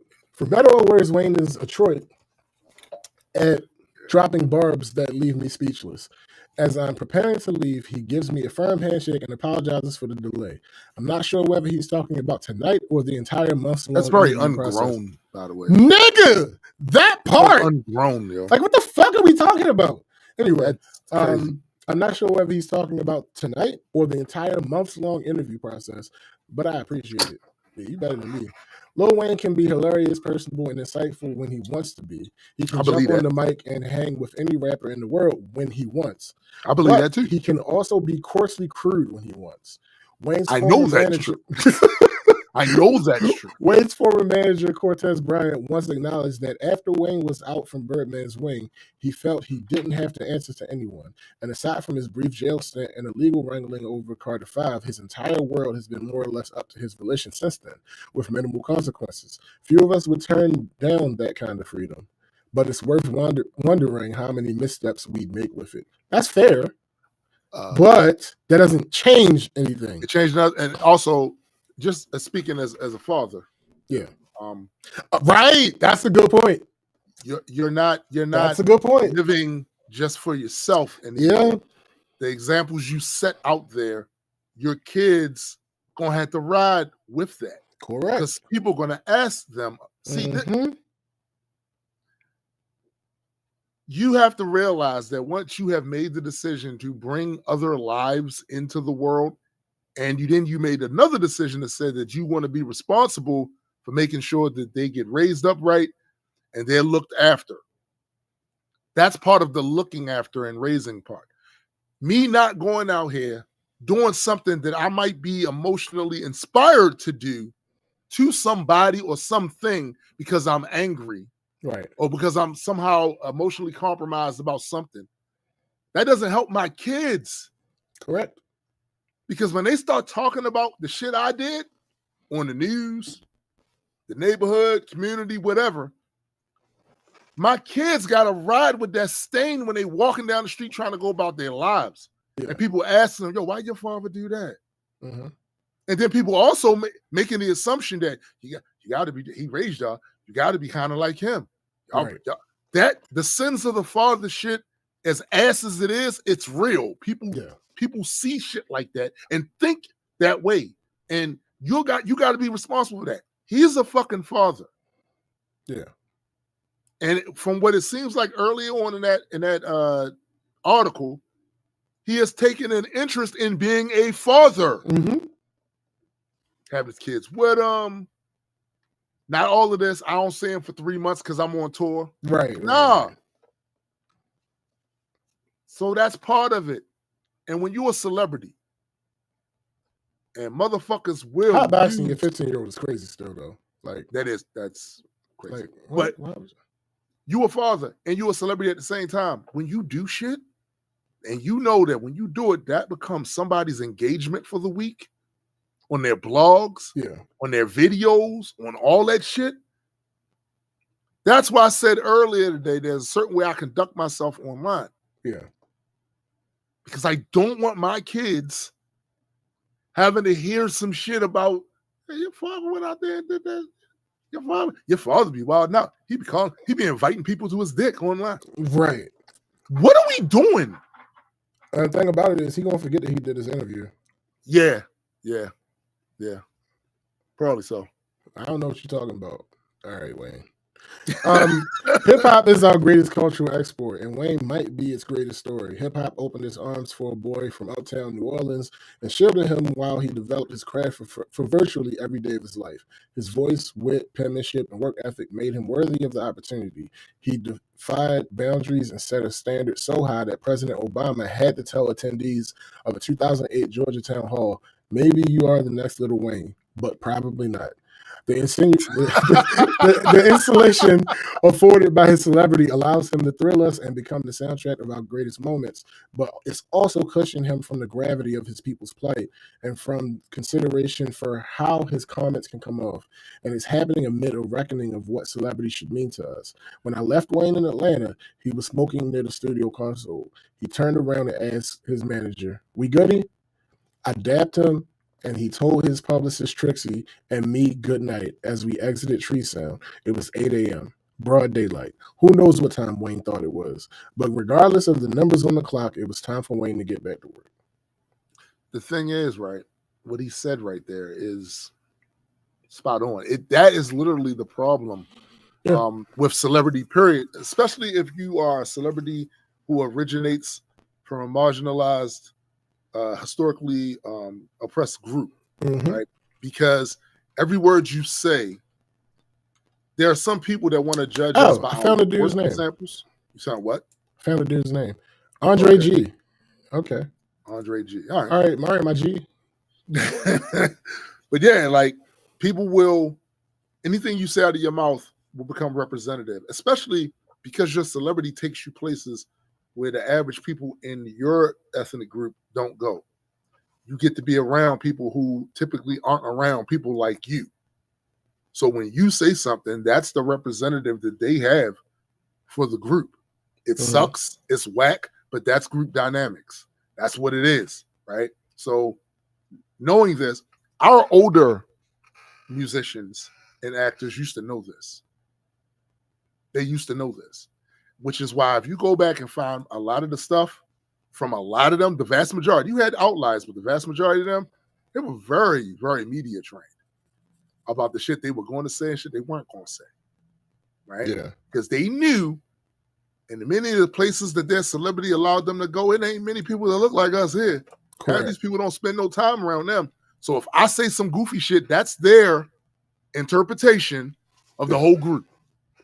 And I know, I get it. People will say, it's not fair that I must be the one. Yeah, but see, on the flip side of that, you have millions of dollars to cry about it. Right. On the flip side of that, people all over the world are getting to hear your art. On the other side of that, the community you come from, people are a paycheck away from being homeless. Mm-hmm. People are actually feeling the brunt of the systemic shit.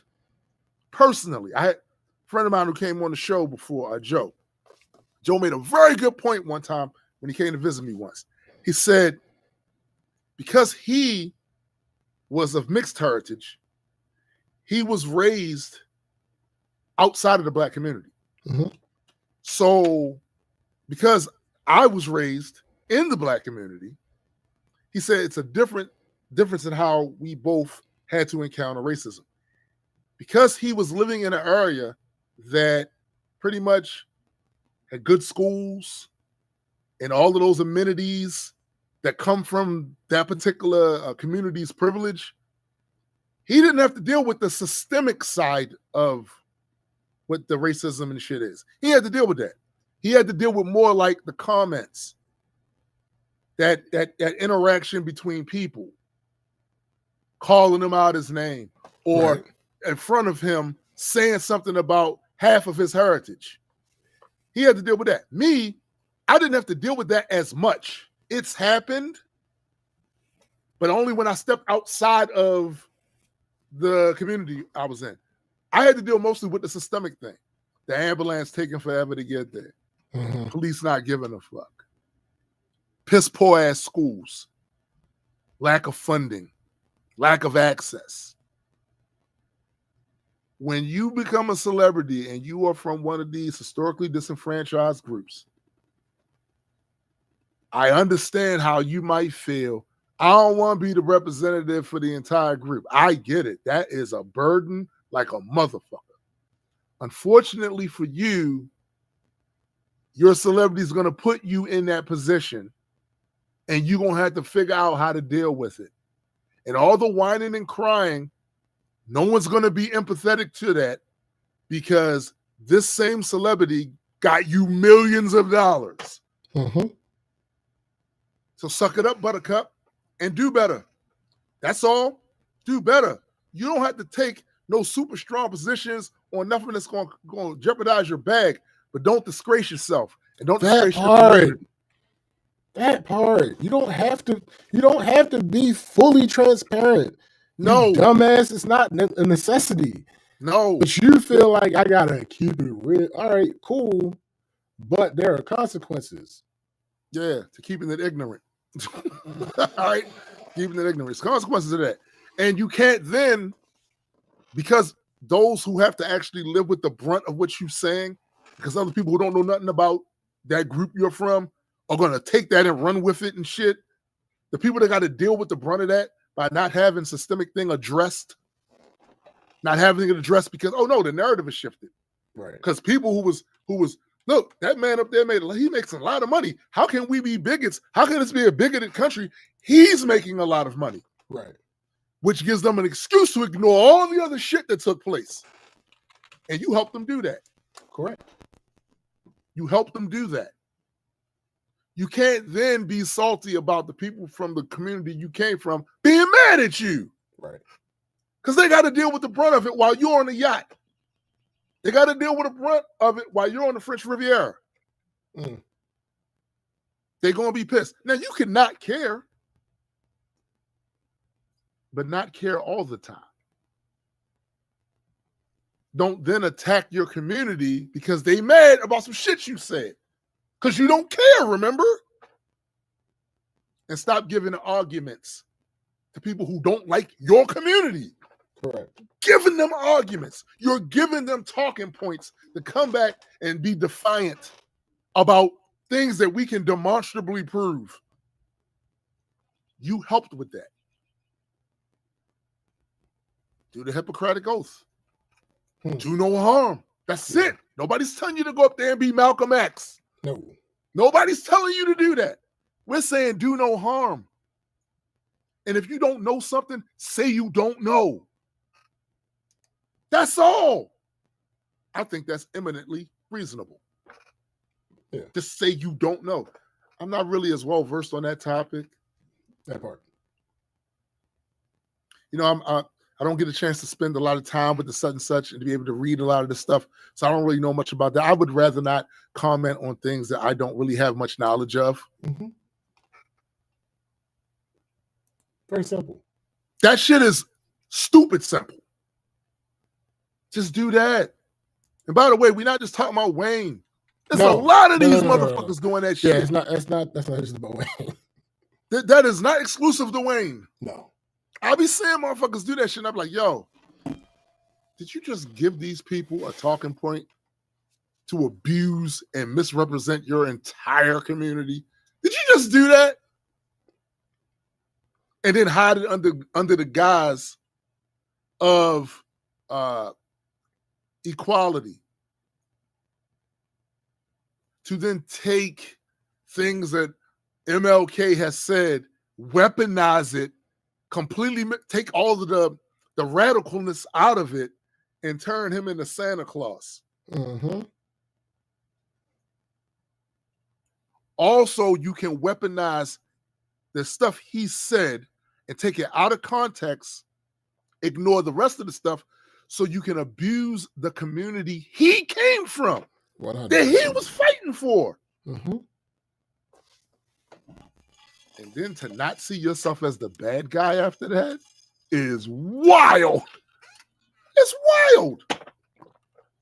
Go read. If you get a chance, go look at the MLK archives. Look at the letters he got. Look at the arguments those people were making against him. They are identical to the ones that are being made now. In the last year of his life, he was the most hated man in the country. Right. So for me to see all these people who were around back then now acting like, yeah, he was really, no, y'all niggas ain't fuck with him. Y'all did not fuck with him. All facts. It's cap. You're capping. And then when you combine that with the fact that they're trying to not teach that stuff in schools, it's obvious what's happening. Mm-hmm.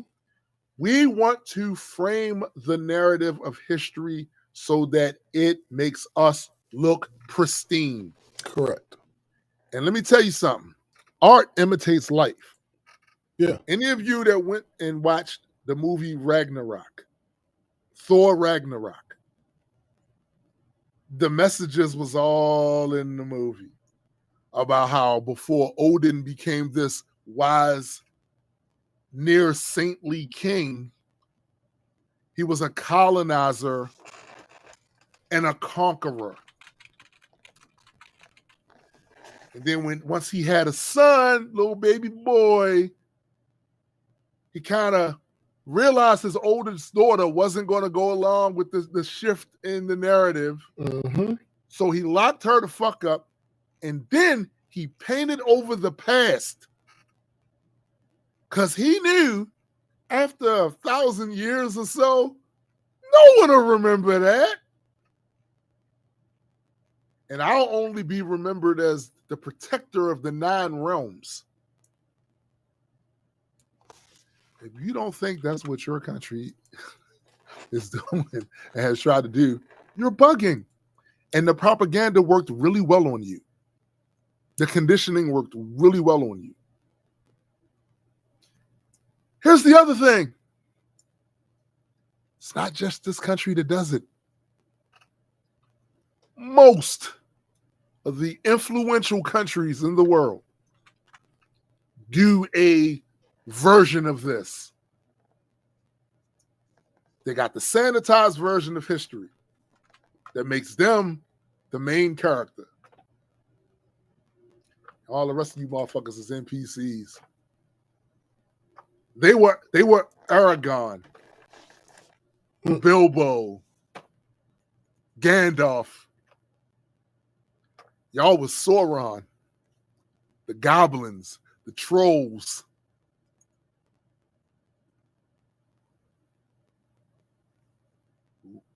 In my opinion, real enlightenment is being able to see past the propaganda for what it is.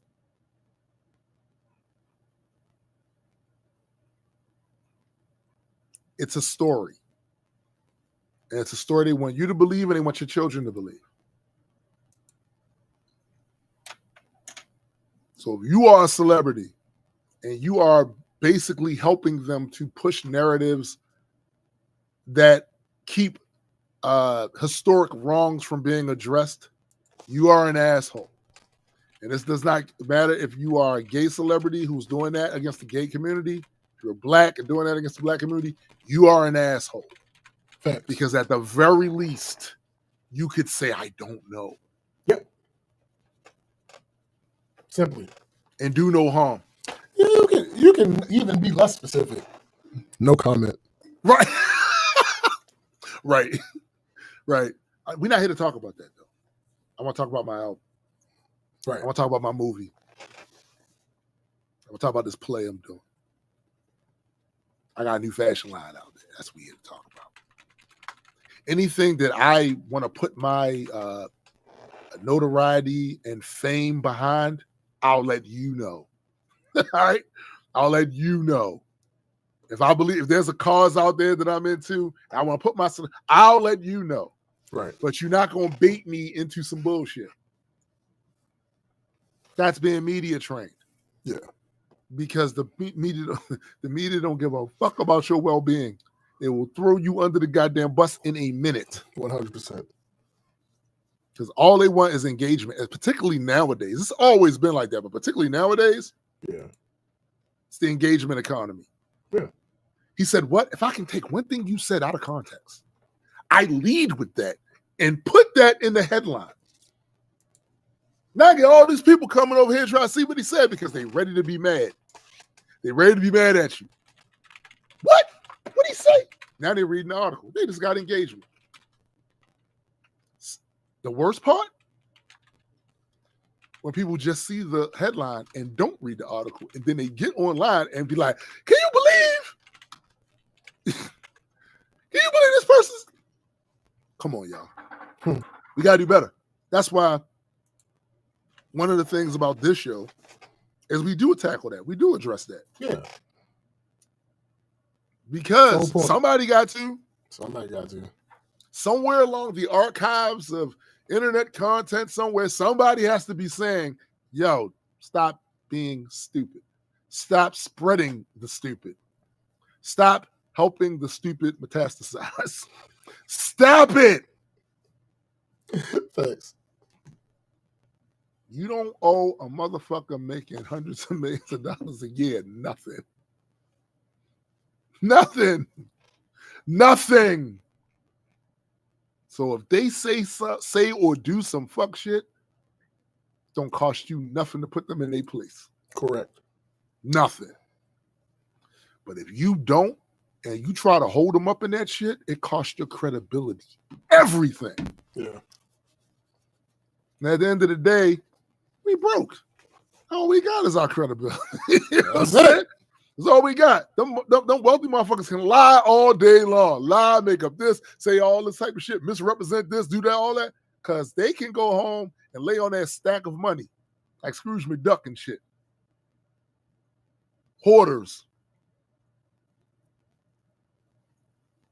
Like Smog in fucking Lord of the Rings and shit. Laying on all that gold. Go right down there to the town, burn everything up, then go back to his mountainous cave, and lay on his stacks of money. But as a regular ham and egger, all you have is your credibility. That's facts.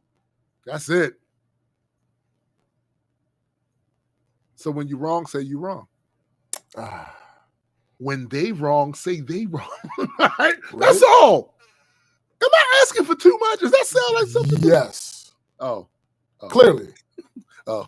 I'm just saying based on the evidence. Oh, yeah. Yeah, well. Based on the evidence. And also, something SPJ said a long time ago that has become added to the mantras. You can always shut the fuck up. You could always shut the fuck up. That is always an option. It's an option. It's always an option. Absolutely an option. But, people won't do that. It's not really within their purview. But yeah, let's move on to weekend review. All right. I don't have a whole lot. So as we talked about last week, it's been a week of creativity. It's also shut up. It's also been a week of frustration. When you start to hit a line of limitation of what you want. And you have to realize you're not going to be able to do that.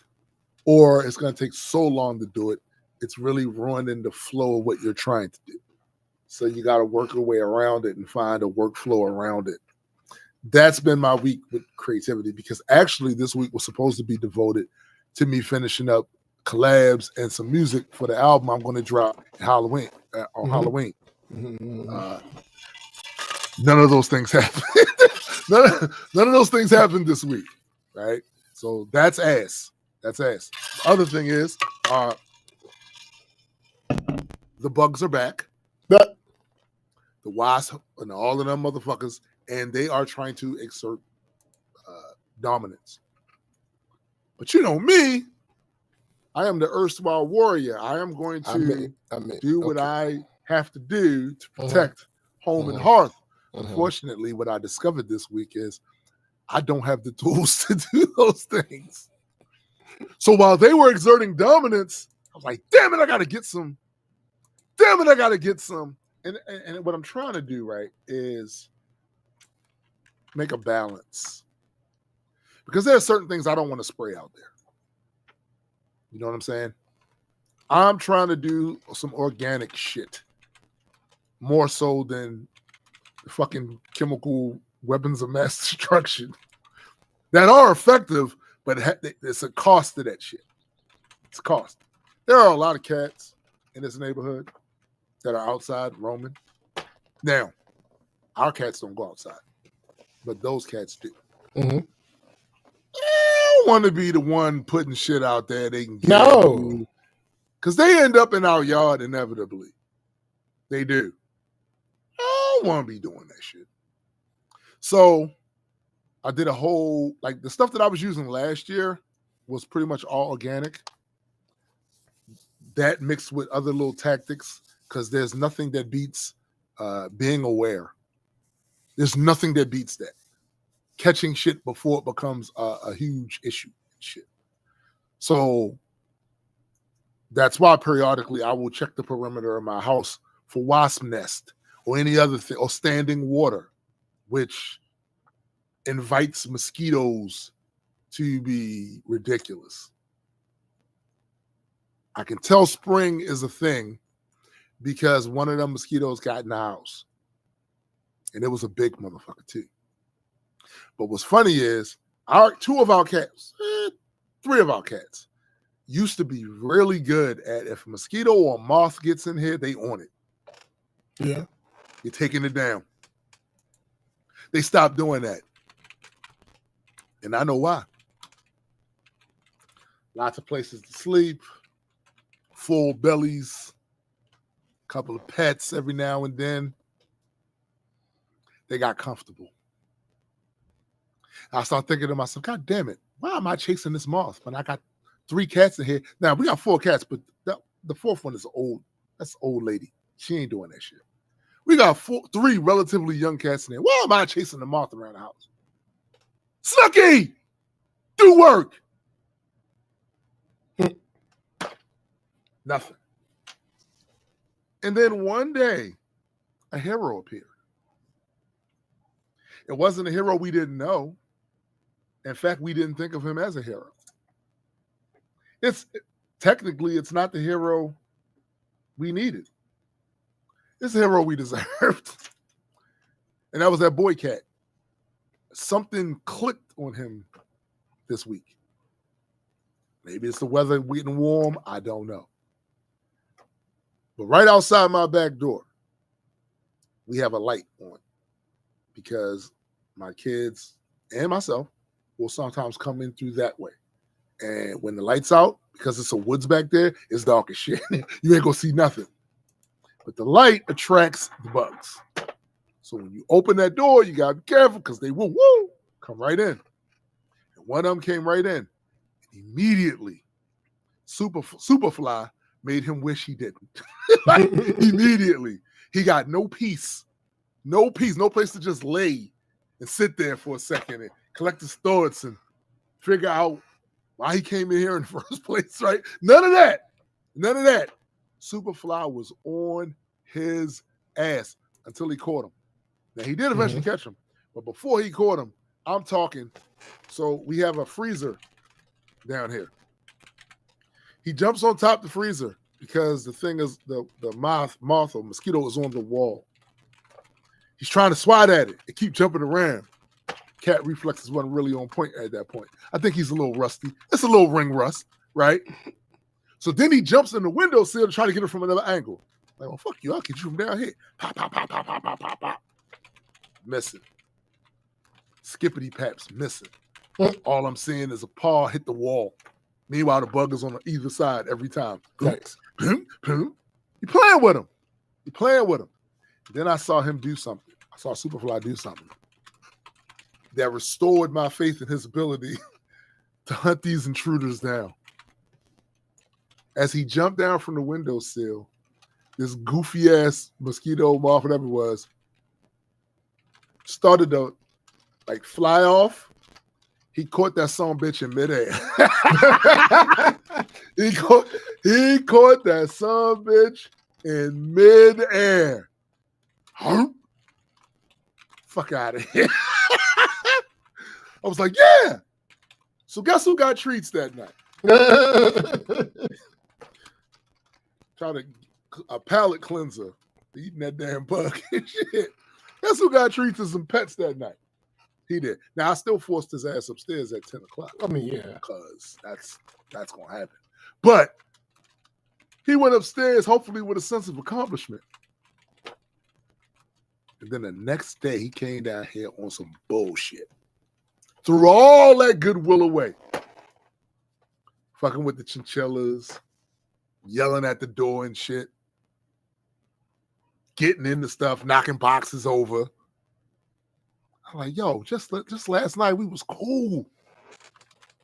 And you come down here in the morning on some bullshit. I cast thee out. Yeah. I kicked his ass out of the goddamn basement. Closed the door. He stood up there and yowled at the door for a minute, but then he went and sat his ass down. Because here's the thing about you being closed off from my workspace and stuff. When you go upstairs, there's still soft things to lay on. And wouldn't you know, there's windows all around upstairs for you to look out and see the world like you like to do. You got food upstairs and water upstairs. Mm-hmm. You are good. Even that punishment of getting kicked away from down here is not really a punishment. You live in a cat's life. You live in a kept house cat's life. All of us would love that. You know what I'm saying? What are you talking about? What are you talking about? Other thing, like I mentioned earlier, we went to see the movie Sinners. Mm-hmm. And, you know, I right after the movie was over, I hit SPJ up, was like, yo, Ryan Coogler is a monster. He is. Now, is that to say that there's no flaws in this movie that I perceive as flaws in the movie? No, it's not. There are some character development stuff I wish he would have kind of done. But these were small aspects of it, right? Really small. I do wish the antagonist got more of a... But I also recognize that because I write fiction now, my perspective is skewed towards the different elements of story writing and stuff like that. So things might mean more to me than to an average person going in there and watching it. Because it still was a good movie, right? One of the things that was there, we talked about a little bit earlier on the show, about giving people a style to run with. Most of that movie, and I'm not giving you any spoilers, but a lot of that movie was about music. It was definitely about music. And it was about music in this country during a certain period of history.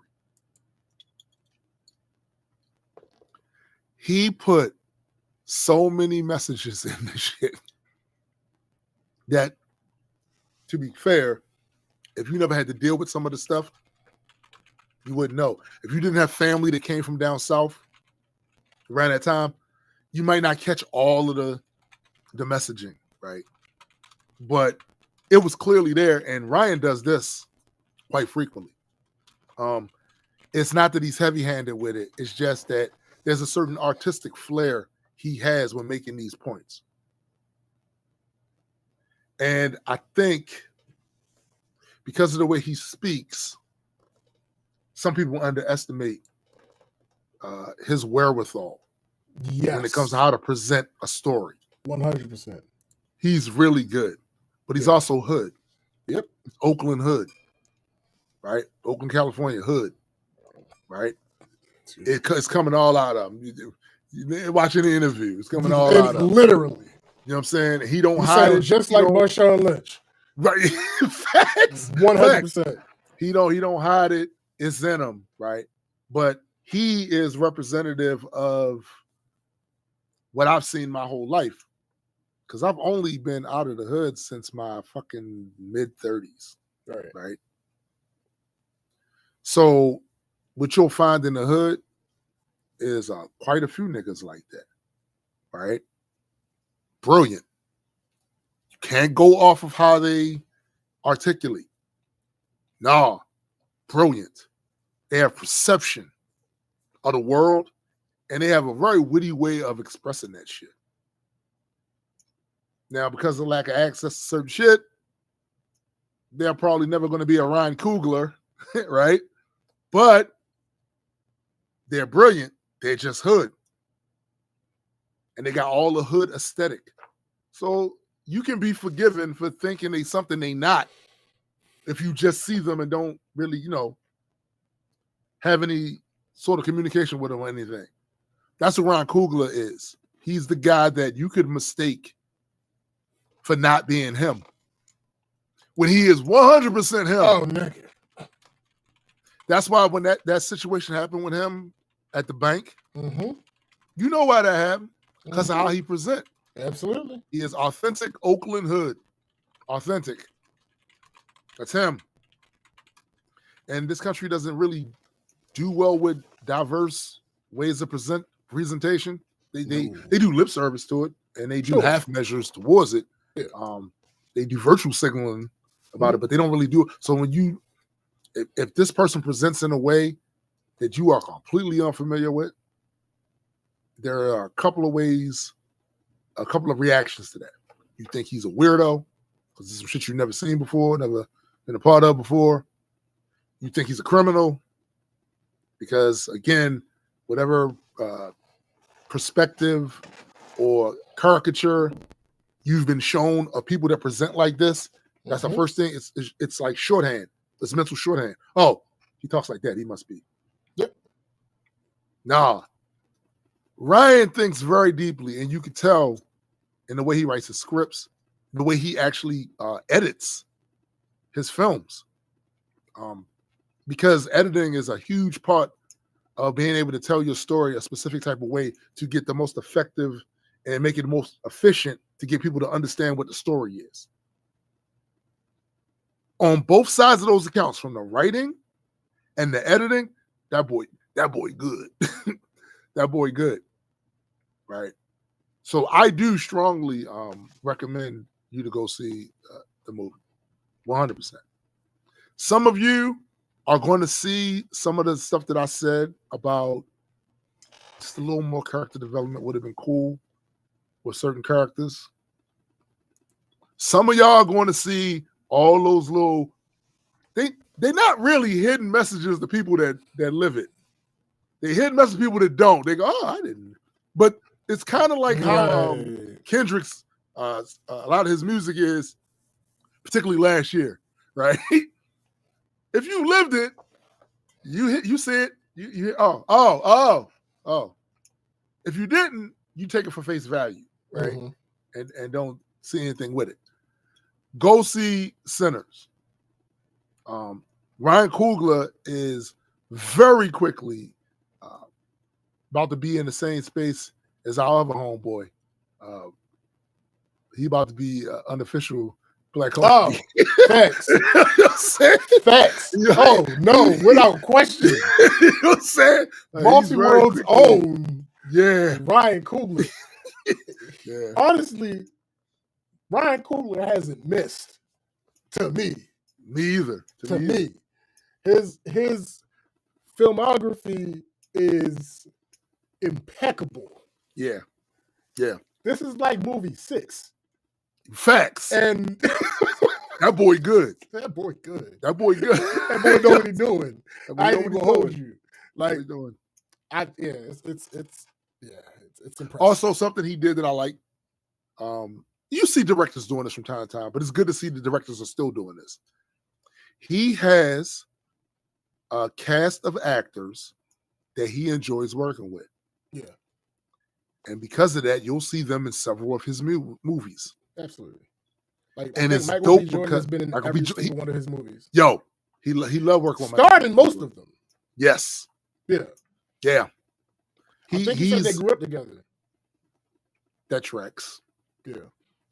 That's and the good thing about that is, you know, actors a lot of times complain about not getting work, particularly black actors, not getting those roles. Having him there with his name rocking the way it's rocking now, getting able to get movies greenlit and then give people roles that ordinarily you don't see. There's a couple of people in there, well, I don't see them much. I've seen them before. I've seen them in other stuff, but I don't see them much. They're in that movie. They're getting a check. They're getting exposed. I got to respect it. I got to respect it. It's a good movie. You should definitely go check it out. That's all I'll say about it because I don't want to give it too many spoilers and shit like that. All right, so let me just 1, 2, 3, 4, 5. Okay, let me clear this up just to be 100% accurate. This is his 5th movie. Oh, my bad. My bad. So he ain't even got 6 yet. But hold on. He belongs in the Hall of Fame. He's about facts. Yeah, no, without question. First battle. He's about to give us the next. Oh yeah, Black Panther 3. Yeah, that's coming up. He's gonna have Denzel. He's gonna have Denzel in it. Denzel. Listen, come on, listen. Come on. So, Fruitvale Station, amazing movie. Yeah. Not a movie that you necessarily watch more than once because of the whole trauma aspect of it. Facts. But I've watched it 1.5 times. I miss the movie, but I don't want to see that shit. Like, but Yo, that's that's me. That's me with Rosewood. yeah. I watched Rosewood twice, and the only reason why I watched it twice, first time I watched it for me, and then when my kid was old enough to understand stuff, I watched it with her. Watch Rosewood. Yeah. Come on, we're gonna watch Rosewood. Facts. Then Creed. Then Black Panther. Yes. Like, what are we talking about? This is as director.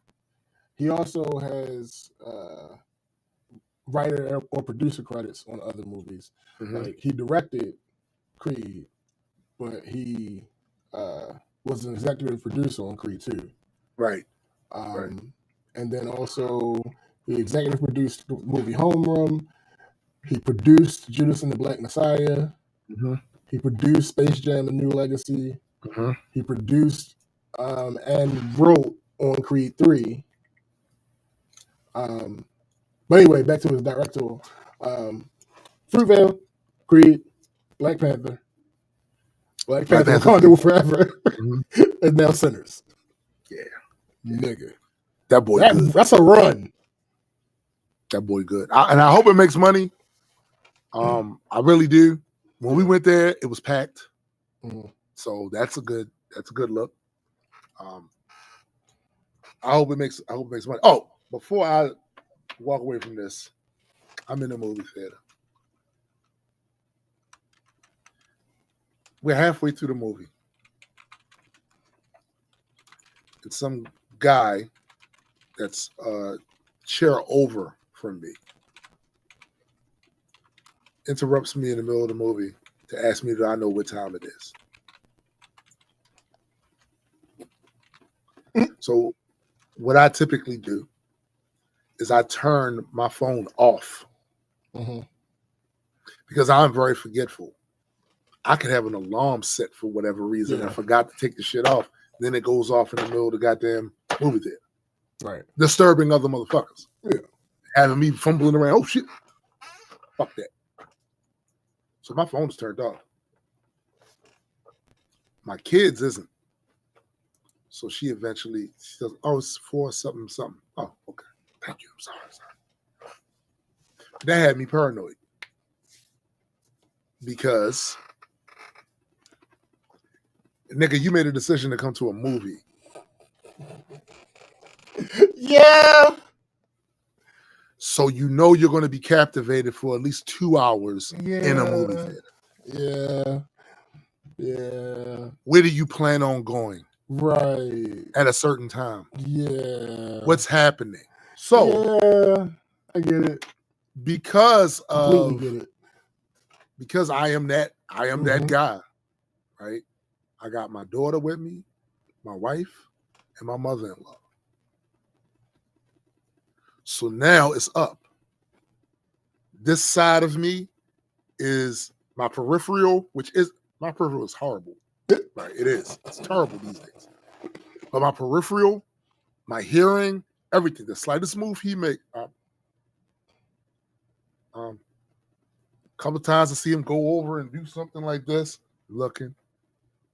So I had to go to the bathroom. It's like, let me hurry up and get up and go and come back. But when I come back, I had my phone turned on. Why? So I could use the light from the phone to see what he had on that side. Right. Because he kept doing that. Just going over to this side and shit. Now, some of you will say it's paranoia. But paranoia doesn't mean they're not out to get you. That is true. That's That's true. I hate the way you phrased it, but yes, that's. I'm just saying, it's because you're paranoid. Don't mean they're not out to get you. Because you're paranoid doesn't mean they're not. Okay. Right. You know what I'm saying? Right. Okay. Like, both things can be true. They could still be out to get you, and you paranoid. Absolutely true. Right? And we have past experiences of people doing fuck shit. Yeah. So, facts. Turns out, you know what he had? A phone. I was about to say a bowl of chicken. No, that would be funny as fuck. If he'd had a bowl of chicken, that would be funny as shit. No, he had a phone. So why are you asking me what time it is? That's funny. So now I'm like, yo, what's up with this dude? So when the light, he came in there when the light was off. So I didn't get to get a real cut of his jib, so to speak, right? I didn't get to size him up. Light comes on after the movie's over. I see him. He couldn't be no older than fucking, he might be 20, maybe.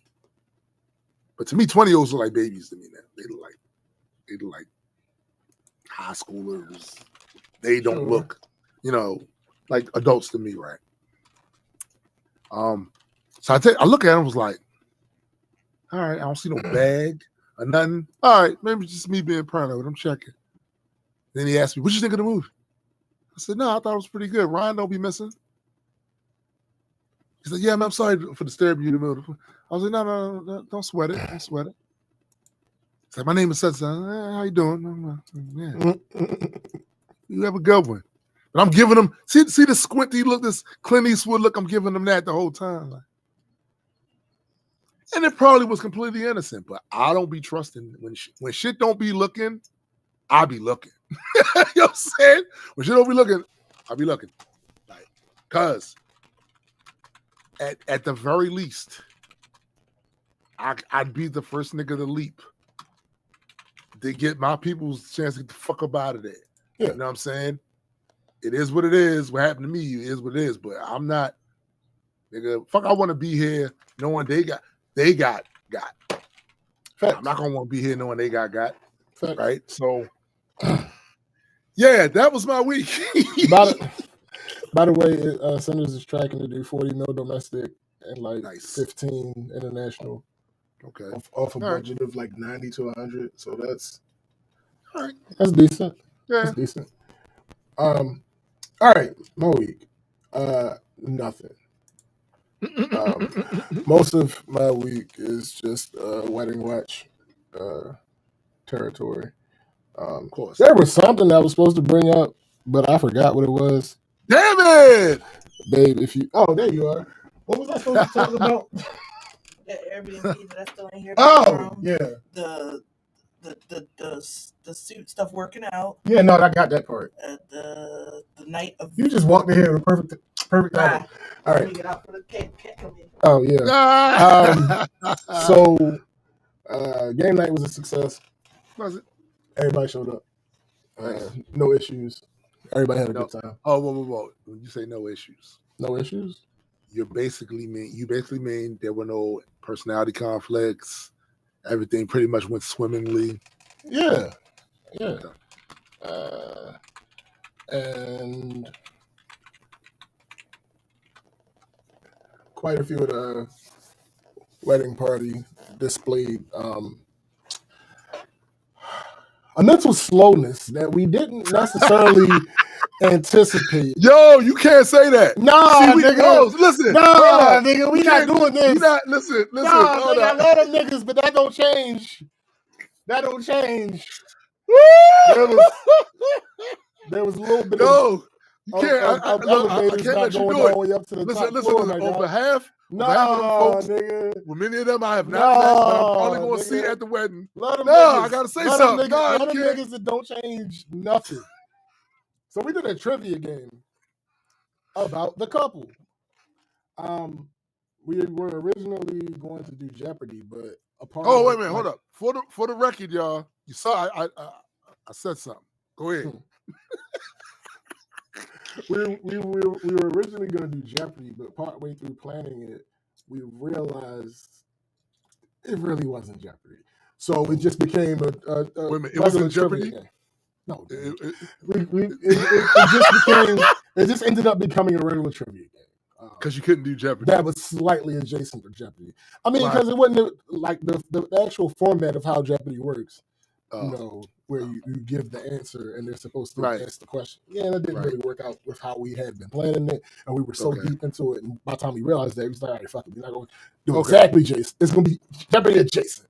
Right. So we had been getting the questions together for weeks, and we sat down and came up with the rules.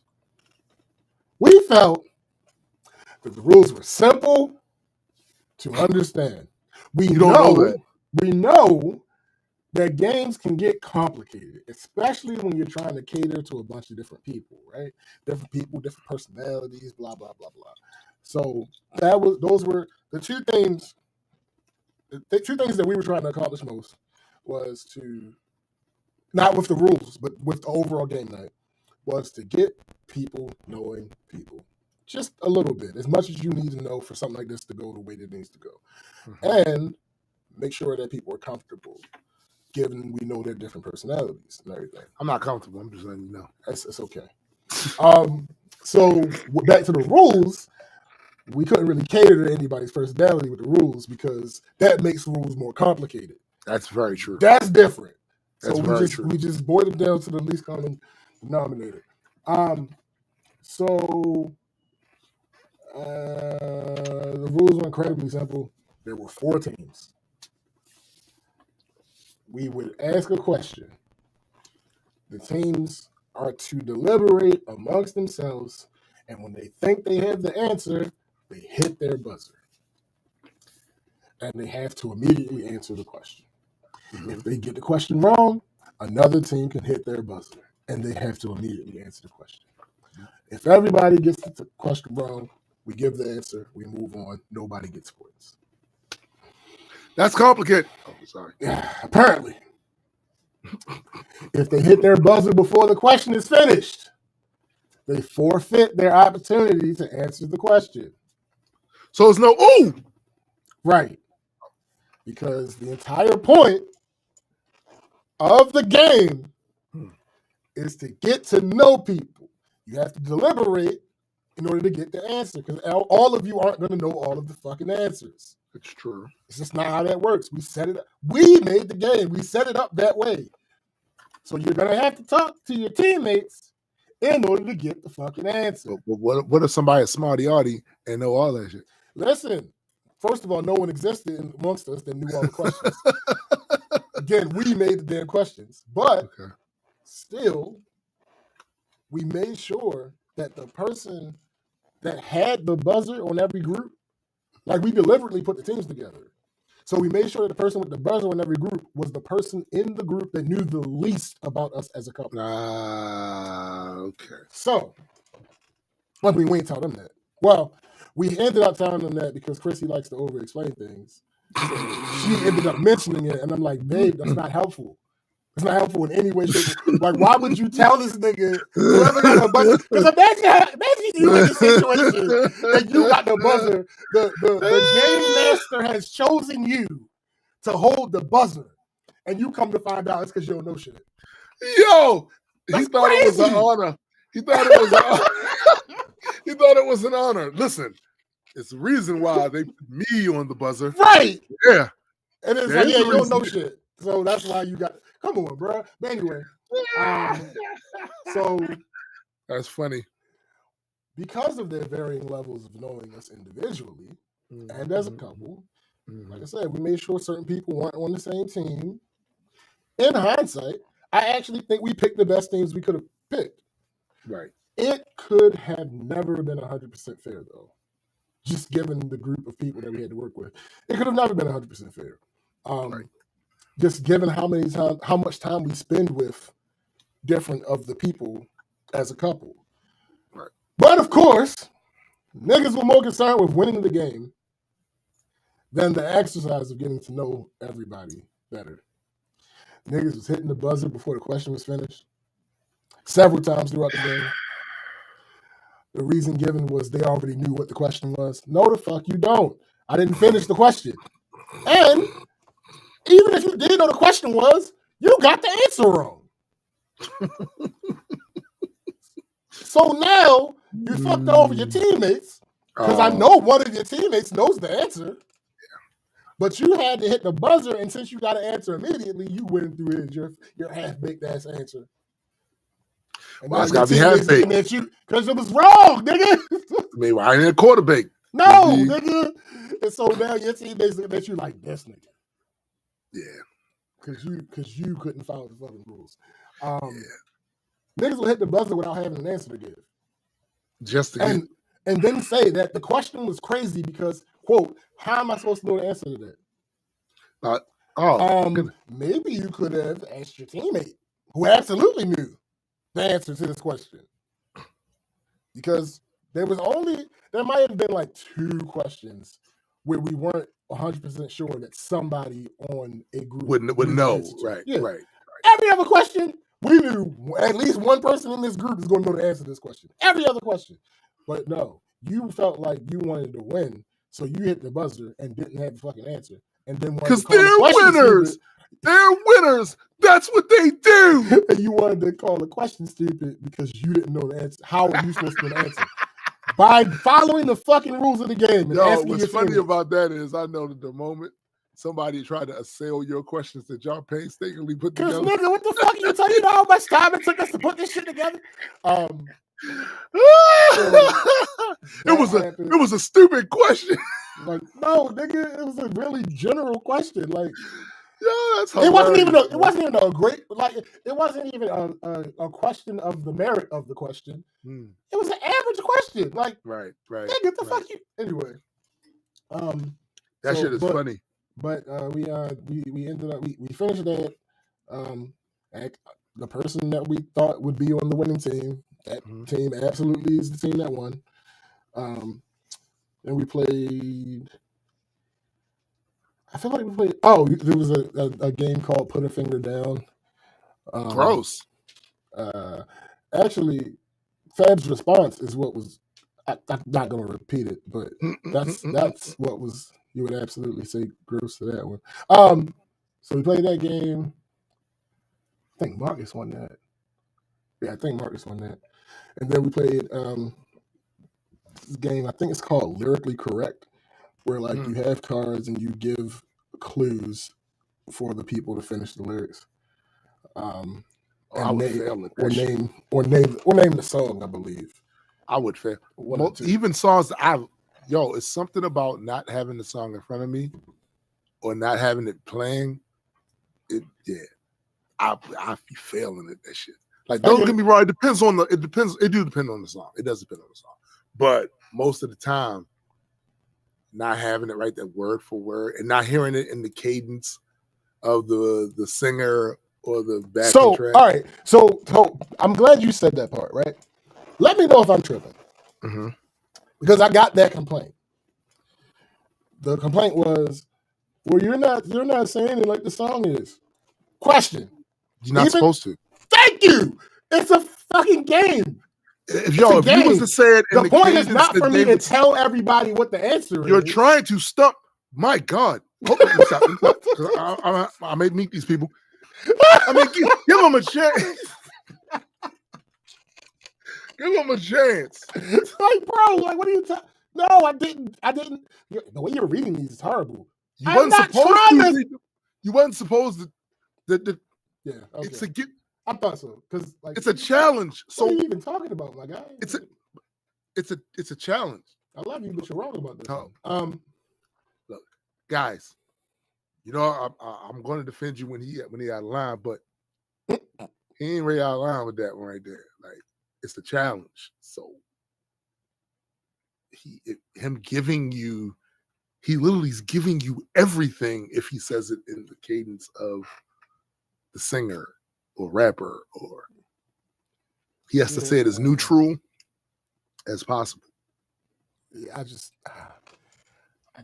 don't know.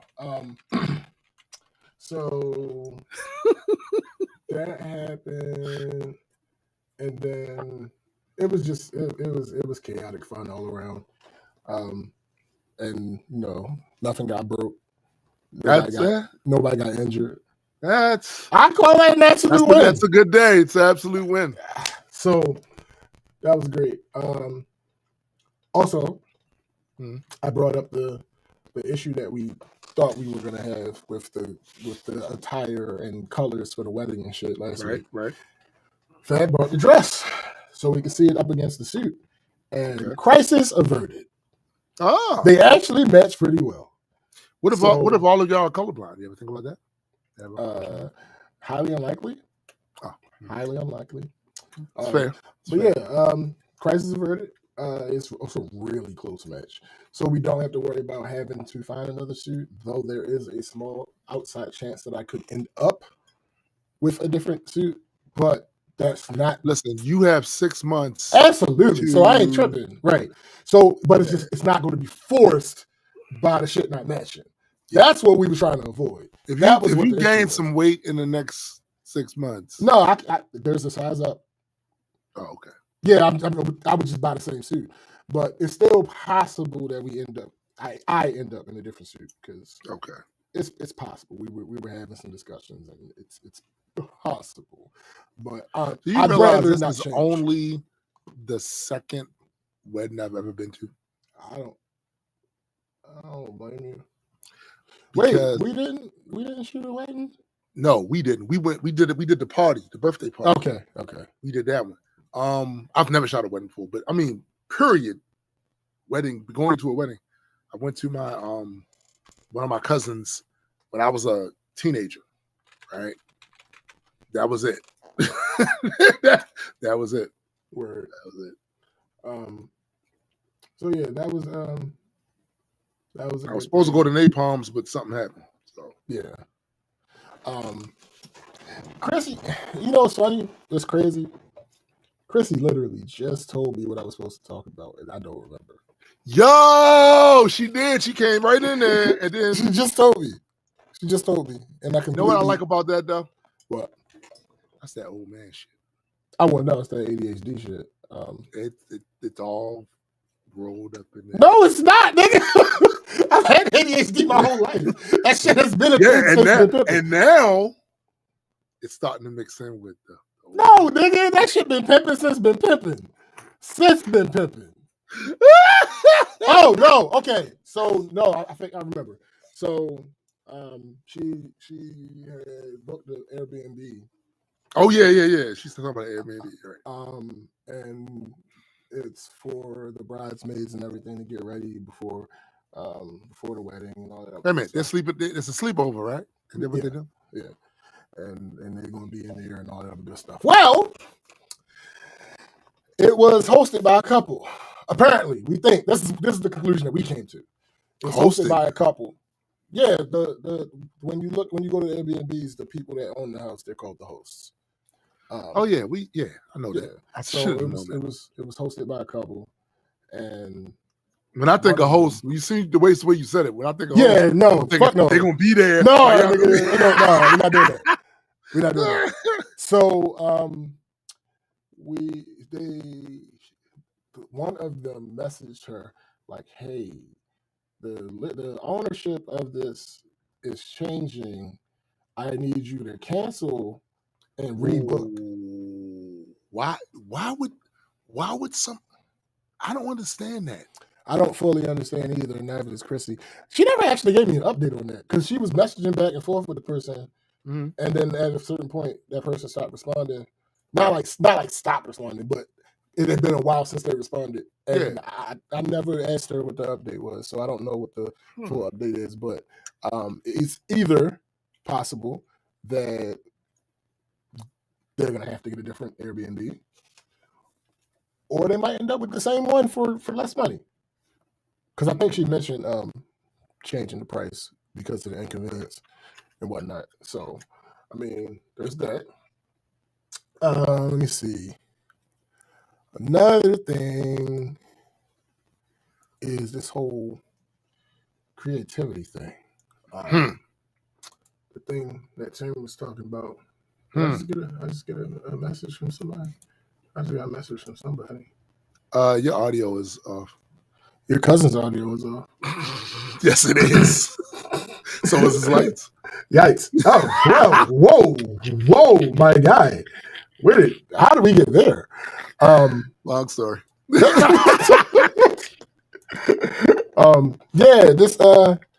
This creative stuff, I've been working on beats for this collab project. This thing is going swimmingly. Swimmingly? Yeah. Every like it's just working, and that's new. That's new around here. But that also might have to do with at this point, you've been doing this for a minute. That's facts. That's facts. So there's this bit of muscle memory going on here, A and little bit. it's some of that. It does help. Now, if you stop doing it for a while, you'll get ring rusted with it again. Like yours truly, trying to put together an entire project. You got to reach back into the resources of your mind, Indeed. right? Indeed. And yeah. So yeah, that's been going great.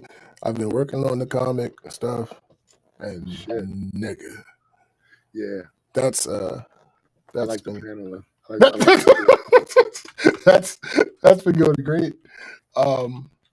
And niggas mad too. We going. I'm just. We're gonna have some shit for y'all coming. Yeah. That's I gotta say, bro. So as with everything, there is a learning curve. Mm-hmm. Right? There are things that you only really get once you start doing it. That's how comic book production is. Now, for me, I'm 3 years in on the production part of it, right? So I kind of have a pretty good understanding of how this shit works, right? But seeing other people, like just the other day, I had a conversation with Christopher. By the way, happy birthday to Chris Colburn. Happy birthday. I talked to him the other day about his comic, Singularity. So we were going over pages, the page numbers. Now, if you're doing only digital, that shit don't matter. Yeah. It's however you think you need to tell your story, go for it. And to be honest, I love that about digital. I love that. If you're going to print it, though, there are things you need to know. Sure. That it is a 4 count. The pages are a 4 count. So you need to make sure you have a certain amount of pages, which only really includes interior, because there are 4 exterior pages: the cover, inside back, back cover. They are not included in the interior number, and that needs to be a 4 count. Yeah. Right? The understanding of that, because of how it's usually worded, can be difficult. Because it was difficult for me. And I told him, he was like, yo, I feel slow. I said, no, you're not. It's not that. I had to go through the same thing with that. But the idea that I'm getting to see other people's IPs come together. Yeah. Christopher's it's been together for over a year. That's been done. That first issue's been done for over the year. But SBJ has been working on a comic book since before I knew him. Right. So just seeing a lot of the ideas that at one point I have only read in text, seeing a lot of that come to life with it's crazy. I cannot wait for you guys to read that shit, to look at it, see it. The shit is dope. It's dope, right? And it's crazy because I've been reading comics since I was a little boy. Always wanted to make comics. Always wanted a comic book company. It was completely outside of my reach at a certain point. So me, I'm like a kid with a candy store with this shit. And because of that, it has me forgetting to do other shit that I also did, right? So I got to find a handle. I got to get a handle on that and find some balance with that. At the same time, I also got to, at a certain point, me and Shafril had to go out and I got to get reinitiated with photography again and get comfortable using this nigga's camera, right? Because he got the R6. And I've only used R6 once. And that was when we shot your music video, right? So it's a lot of shit creative-wise that's happening in these 6 months. And even more things are going to take place that boggle the mind. So I gotta like rent some space somewhere here to put everything in a proper category and place so that I can find a way to the point where I went and downloaded one of them ADHD apps with the music shit on it, help you sleep, help you focus. Right, I went and right, did that shit because it's getting crazy Mm-hmm. to be doing multiple things kind of at the same time. Nigga. I'm doing the panel art at the same time, I'm making the beat. At the same time, I'm finishing up some fucking shit from some lore that need to be on designing characters, because you guys don't realize we've only released 3 issues of just the flagship titles.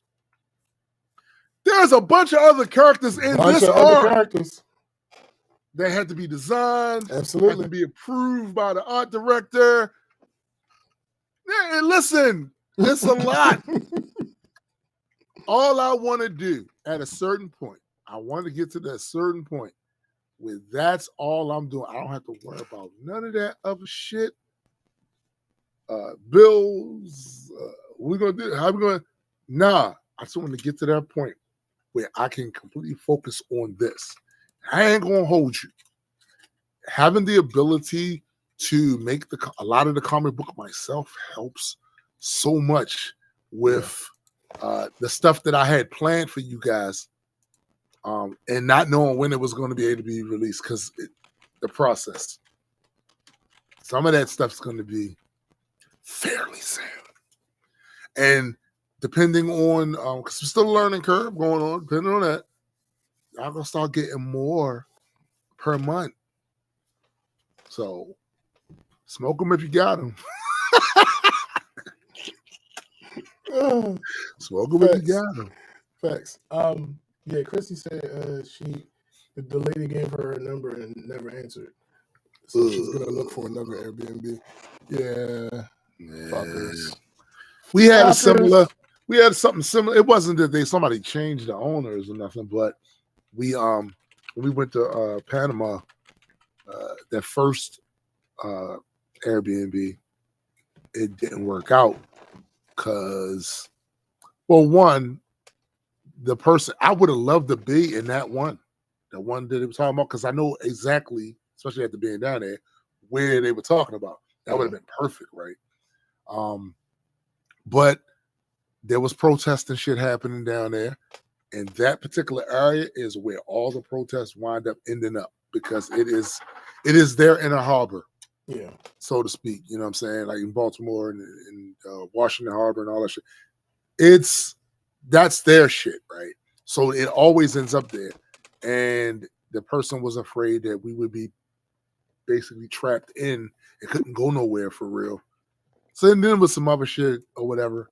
So I do get the whole, goddamn, we always, but the good thing is not the last moment, right? Y'all got time to find and book something. So yeah. Shit's stupid. All right. It is time for Am I the Asshole? Let me see. Which one do I want to read first? I don't even know. All right. Would I be the asshole? So I'm guessing they didn't do it yet. Would I be the asshole for telling my housemate to stop ordering DoorDash? So on the face of it, yes. Because who the fuck you think you? All right, my bad. Who you talking to? Yeah, my bad. You get it. This is complicated, so bear with me.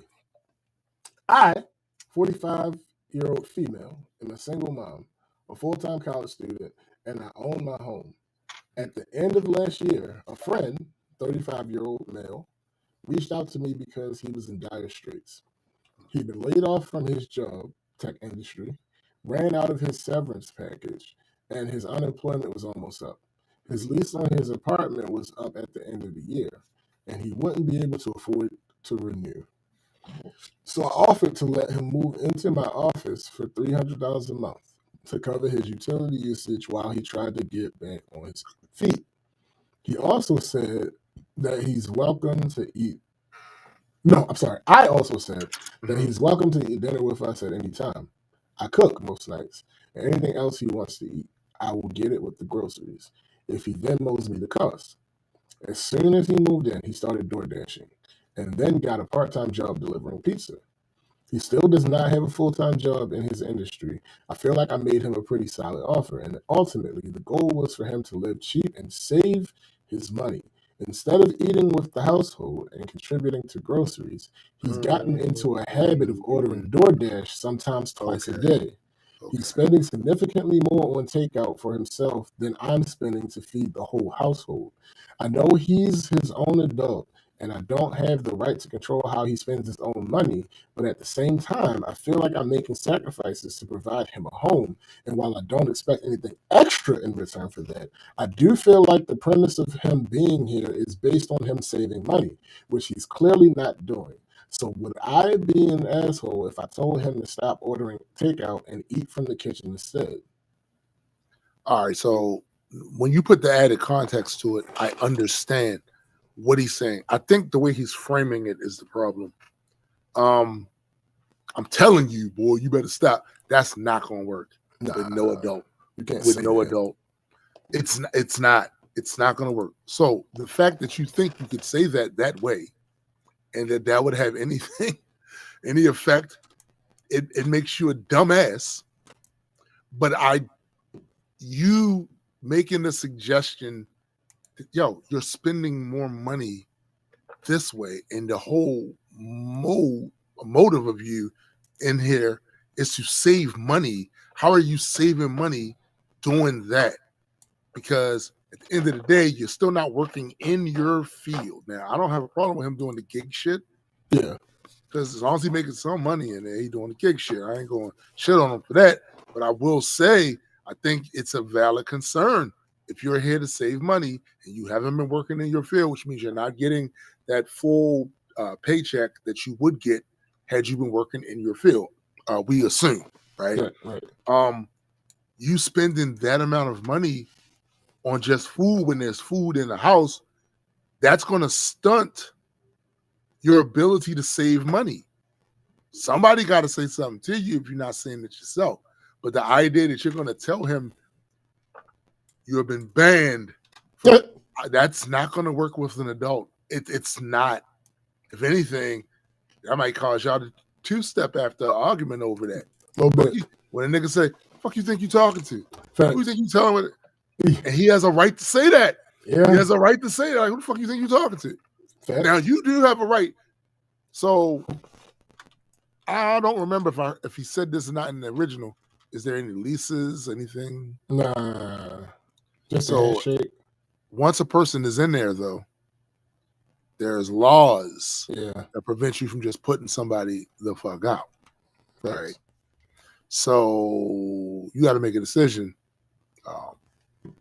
If this is bad enough for you to want him gone because he's not living up to the thing or whatever, then you got to do some legwork yourself to make that happen. But I don't like the idea of a motherfucker saying to another grown person, you better do this unless they prepared to fight, because like that's not, I don't think, you can only tell a motherfucker what not to do to you. You can't tell a motherfucker what not to do to themselves and shit. I mean, like that's not, I don't know. I don't know. You might be walking up a dark path with that right there. Just saying. I mean, listen. So they say overwhelmingly the asshole. I feel like no. Nah, I think you're a dumbass. Yeah, maybe. Yeah. I don't. Here's the thing: if I do you this favor, this is one of my pet peeves. People have this idea. That there was an idea. People have this idea that fuck this favor, I ain't need you, but yeah, you did. You did. Yo, absolutely needed a motherfucker saying that, that's the quickest way to never get another favor from me again. That part. Like, what? Like, you did need this favor. You don't need me. You absolutely needed this favor.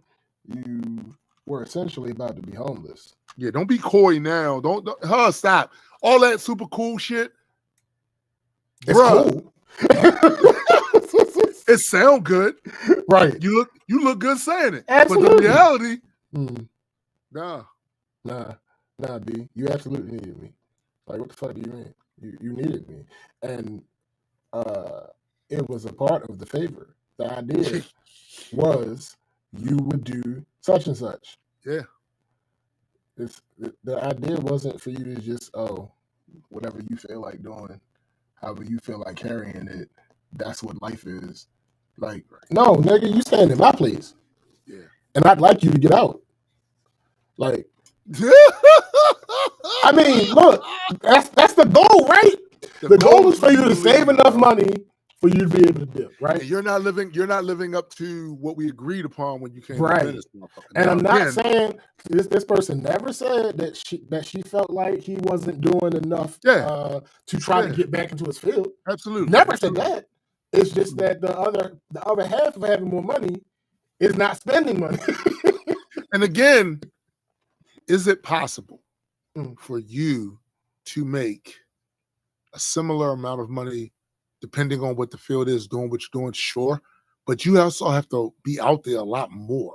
Yeah. You know, and at the end of the day, if you're spending money, it does impede the initial goal. Because I didn't want your ass here anyway. No, if we're being honest. I just was doing you a favor because you my folks. That part. And now you seem to be taking I wouldn't go so far as say you're taking advantage of it. I was saying you're not thinking. You're not thinking about how you are. You're not thinking that the actions that you are doing now is going to impede that, and it's going to make things difficult for me. And I'm the one already doing the favor. Yeah. So I wouldn't go so far as say he's an asshole. I will say that you're a dumbass. Because stop thinking you're going to tell a grown. Unless you listen, if you're not a prison guard, you ain't telling a grown ass motherfuckers to do shit. If you ain't an employer at a job, and even that has limits, because it's been many of an employer that I've invited out to the parking lot for saying certain shit to me that she probably shouldn't have said. And yeah, I've lost jobs as a result of that. I was a much younger man, a little bit more, incendiary about certain shit. Because even then, it's about how you ask me. Don't fuck you, nigga. No, like you not talking to me greasy. If I fucked up, tell me I fucked up. I'm with that. But there's a line to how you tell me that shit.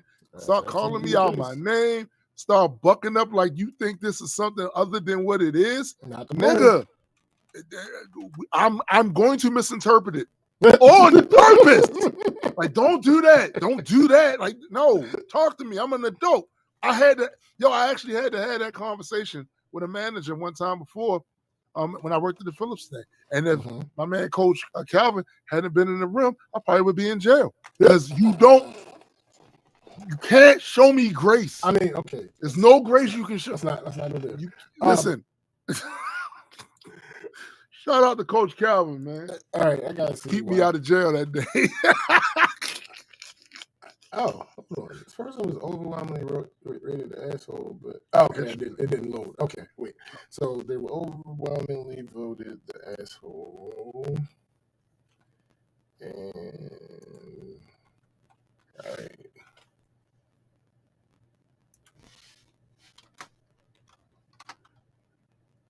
Let's see.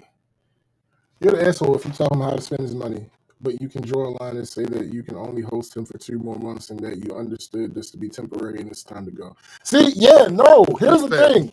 That's fair, but that's the point of it all. The point of it all is, hey, I'm doing you this favor and willing to do this favor. Yes. However, this is how I best feel. There were conditions to this favor. This is how I best feel you should do this. And when I told you that before you chose to accept this favor.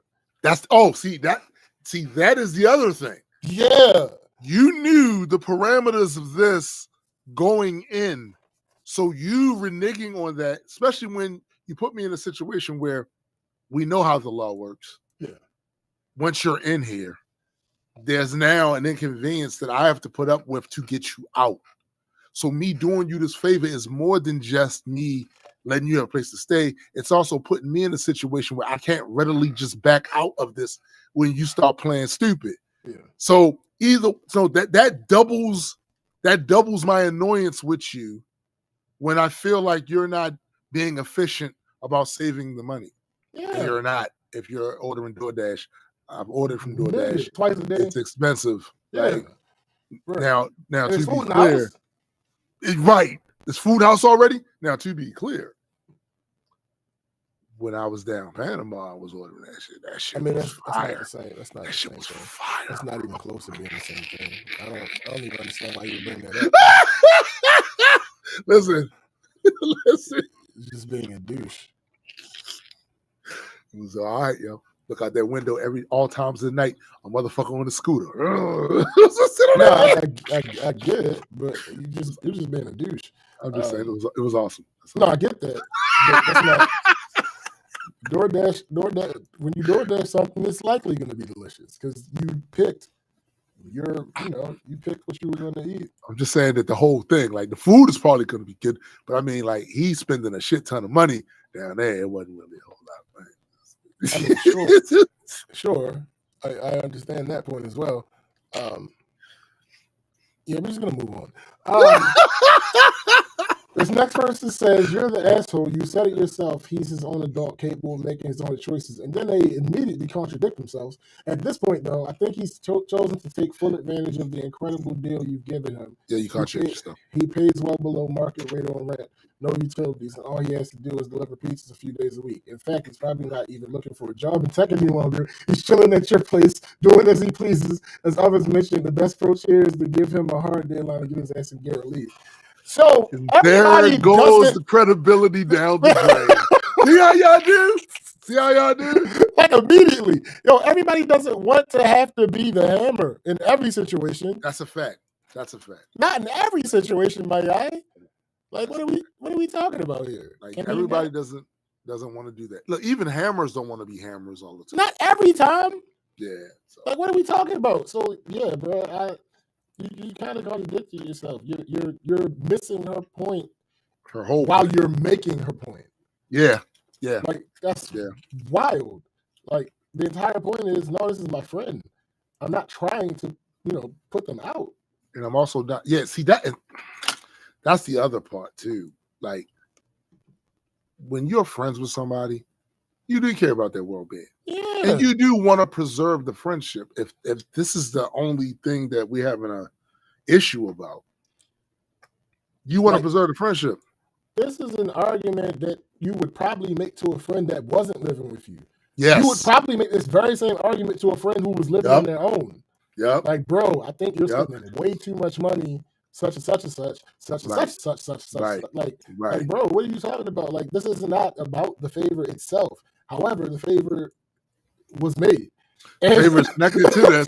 So what we not going to do, you understand? What we not going to do, bro. Yeah, come on, man. Like, what are we talking about? Like, yes, this is absolutely a thing that one would say to a friend. Hey, listen, I notice you're spending a whole hell of a lot of money, and you just got laid off and all this blah blah blah, blue blue blue blue. Yeah, cut that shit out. Yeah. Listen, there are times when your friends do have to. When you get past a certain age, right? Your parents no longer have a lot of that same whatever. That don't mean you don't need it from time to time. You need some guys, and that's what your circle is supposed to be there for. Like, look, we fuck with you, you know that. So I shouldn't have to say that no more. Right. At the first time, I should have to say no more. But that's not gonna work for you. It's ass. It's not advisable. Now you can do what you want, but you're gonna get these bars. You're gonna get these bars. That's it. This is it. You ask, even though you're an adult. Yeah. Even though you're an adult. Fucking up right now, my guy. This is how this is probably what you should do. Do you have to listen to me? Nah. No. In general, you don't. In this situation, a little bit. Yeah, because my crib with me. Yeah. Oh, hello, sir. My crib, food in the fridge there. It's right there. You're only supposed to be here for a limited time. Yeah. Is what you're doing helping you get out of my house? I just need you, bro. Listen, in another world, another reality, we probably live together. All right, cool. It's my roommate. It's my man. It's my roommate. That happens. That's not what this is, though. Right. That's not what this is. You're not actually my roommate. No, you are a I'm doing guest. you a favor. You are a guest here. What the fuck are you talking about? Listen, I have lived with two homeboys, Mhm. Brother Marlon, Brother Peerless. But that was the agreement going in. This is our place. Going in. Not I got the place first, Right. and then you came along because you was having an issue. Right. Well, that did kind of happen with Felix. He was having certain medical issues, Mhm. right? And he needed a place. They wouldn't have let him out of the hospital without a place Right. to go to, and he didn't have one. That's my man's. And I had been looking out for him since we was kids, Mhm. right? Because he came from dire straits, Right. foster home system, all of that shit, right? Mhm. So I'm trying to help my man's out. That's not what this is. No. So, you know, I need you to do better. You do better. That's it. That's it. I mean, But you're not forcing him to do shit, though. Like, that's not happening. You're not forcing unless it comes to getting out of your house. That's it. And That's the only thing. And this is the part that I don't blame her for being. This is a girl, right? I don't blame her for being annoyed at, because, again, part of the favor is not just you laying your head here. It's the inconvenience of, now you put me in a situation where legally I can't just. So now I got to do this other shit. Yeah. If things go bad, if the relationship sours, and because of this, I can't just kick you the fuck out because the law. I got to do this other shit. Mm-hmm. So yeah, it's a whole thing. It's a whole thing. Let's not have whole things. Let's have half things. Yeah, bro. Half things are much easier to do. No, we get 3/4 things. Yeah, bro. Like what? Next person, you're the asshole. It would be rude to tell him what he can and cannot spend his money on. Not the asshole if you gave him a deadline to leave. But again, I don't understand. You forgot the beginning of the. Yeah, the whole beginning of it was that they were not supposed to be here. Yeah, and it's the same thing happened in the beginning and again and again. You're the asshole. You cannot tell him not to order food, but you can tell him it's time for him to move out. Like what?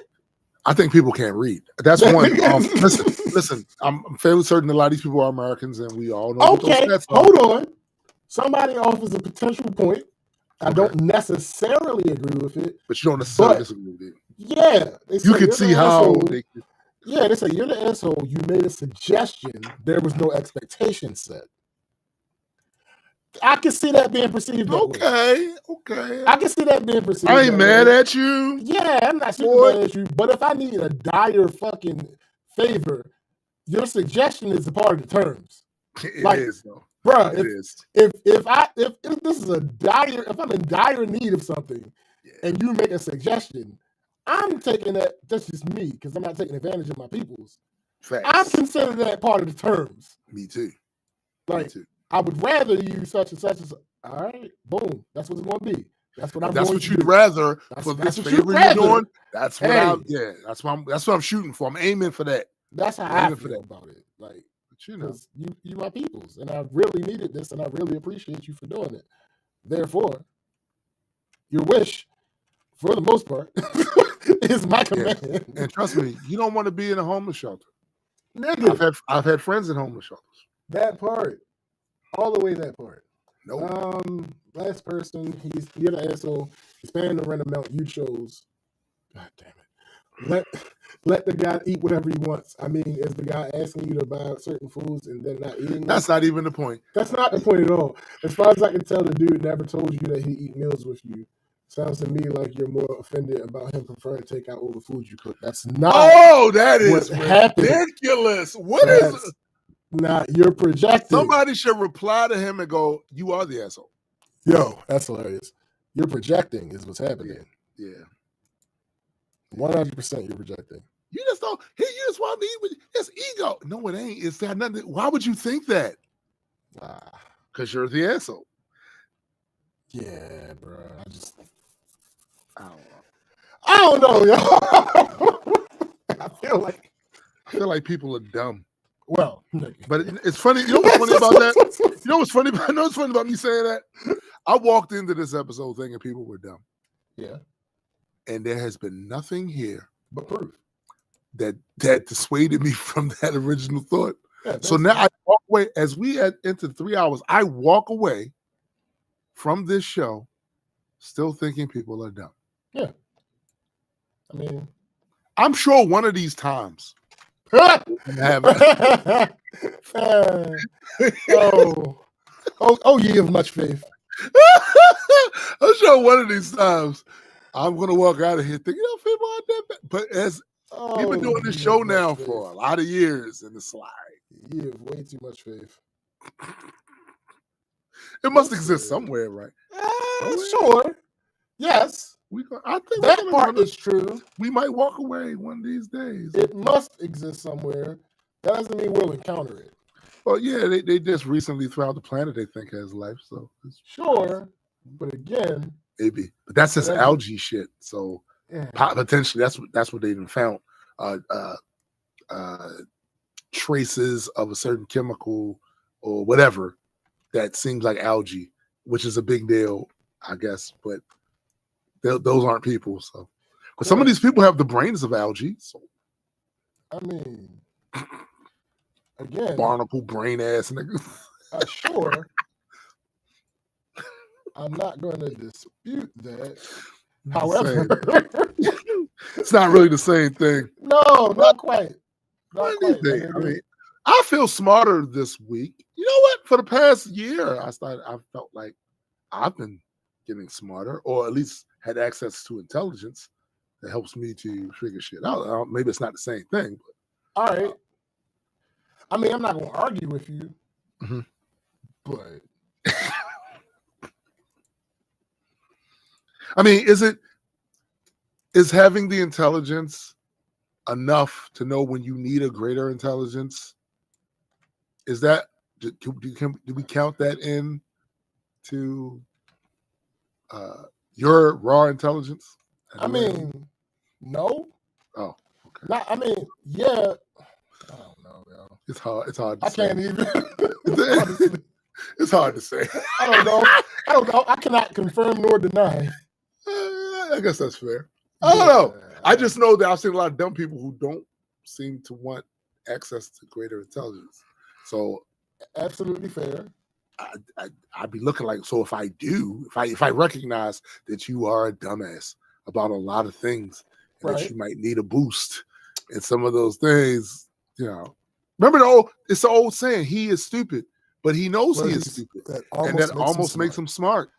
Yeah. Yeah.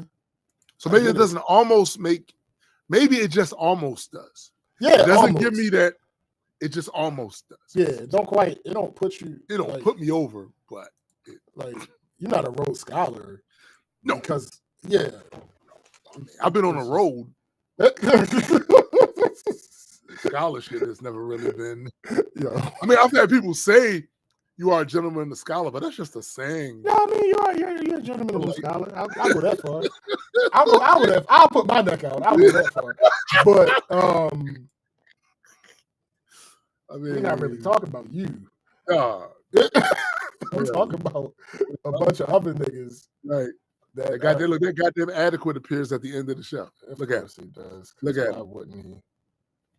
Look at him. This is very Technically, he's on the show every week because when you have that little thing at the beginning with the geese and shit, one of those represents. Oh, no, facts. That's facts. So he's on the show every week. Facts. You know what I'm saying? Hard facts. However, him still showing up at the end of the show is so addy. That shit. Facts. So addy. Yeah. But yeah. So with that being said, we out this bitch. We want to thank you once again, all of you, including Addy coming at the last minute, for joining us for another rousing edition of the Black Culture Geeks podcast. Please understand, we mentioned it earlier, but it bears mentioning again. There is always music. Always. There's always music. New music, old music, current music, future music. There is always music, and now we can Tune honestly say music, SPJ music, SPJ Eddie music. music. Like, yeah, right. It's always music, it's always bro. music. Yeah. So go and give us some streams, and yeah, we really appreciate that. Also, nowadays it appears there's always comics. There's always comics. You know what I'm saying? So it appears. If it's not exactly that yet, it will be in about a month or so. There are always comics, so be on the lookout for new comics, old comics, current comics, future comics. I mean, I'm just saying, these are things that are happening. If you are a Patreon of Majestic Comics, there's new Patreon stuff up there. You might want to go check that out. I'm working my way up into some more video content for that too. So yeah, that's a thing. And anybody at Majestic gonna be able to put their shit up there. You got some new content to try to promote, getting people to know some stuff. All right, here we go. Bam. You know what I'm saying? Thank you, Biddy, for that link. Also, do not forget that my sister, his significant other, Chrissy, and Heard It Through the Grapevine podcast. You need to check that out as well. I think wasn't they off this past week, but they're back on this week, right? I believe so. It's hard to keep up with the schedule. Just go subscribe to the Heard It Through the Grapevine YouTube channel and click that notification bell so you know when they go live. And if you can't see it live, you can always watch the replay. Yeah, always watch the playback. Always watch the replay. Always do that. Also, Metas and Mutants with Super Side Guy and Hendrick. Go check that shit out as well. Go check out my man GA's music on Bandcamp. Absolutely. Check out Graydon's music pretty much every fucking where. Absolutely. Yeah. So for my man SPJ, I am Tombstone the Dead Man, and for the greater multi-world entertainment family, we are out. Peace.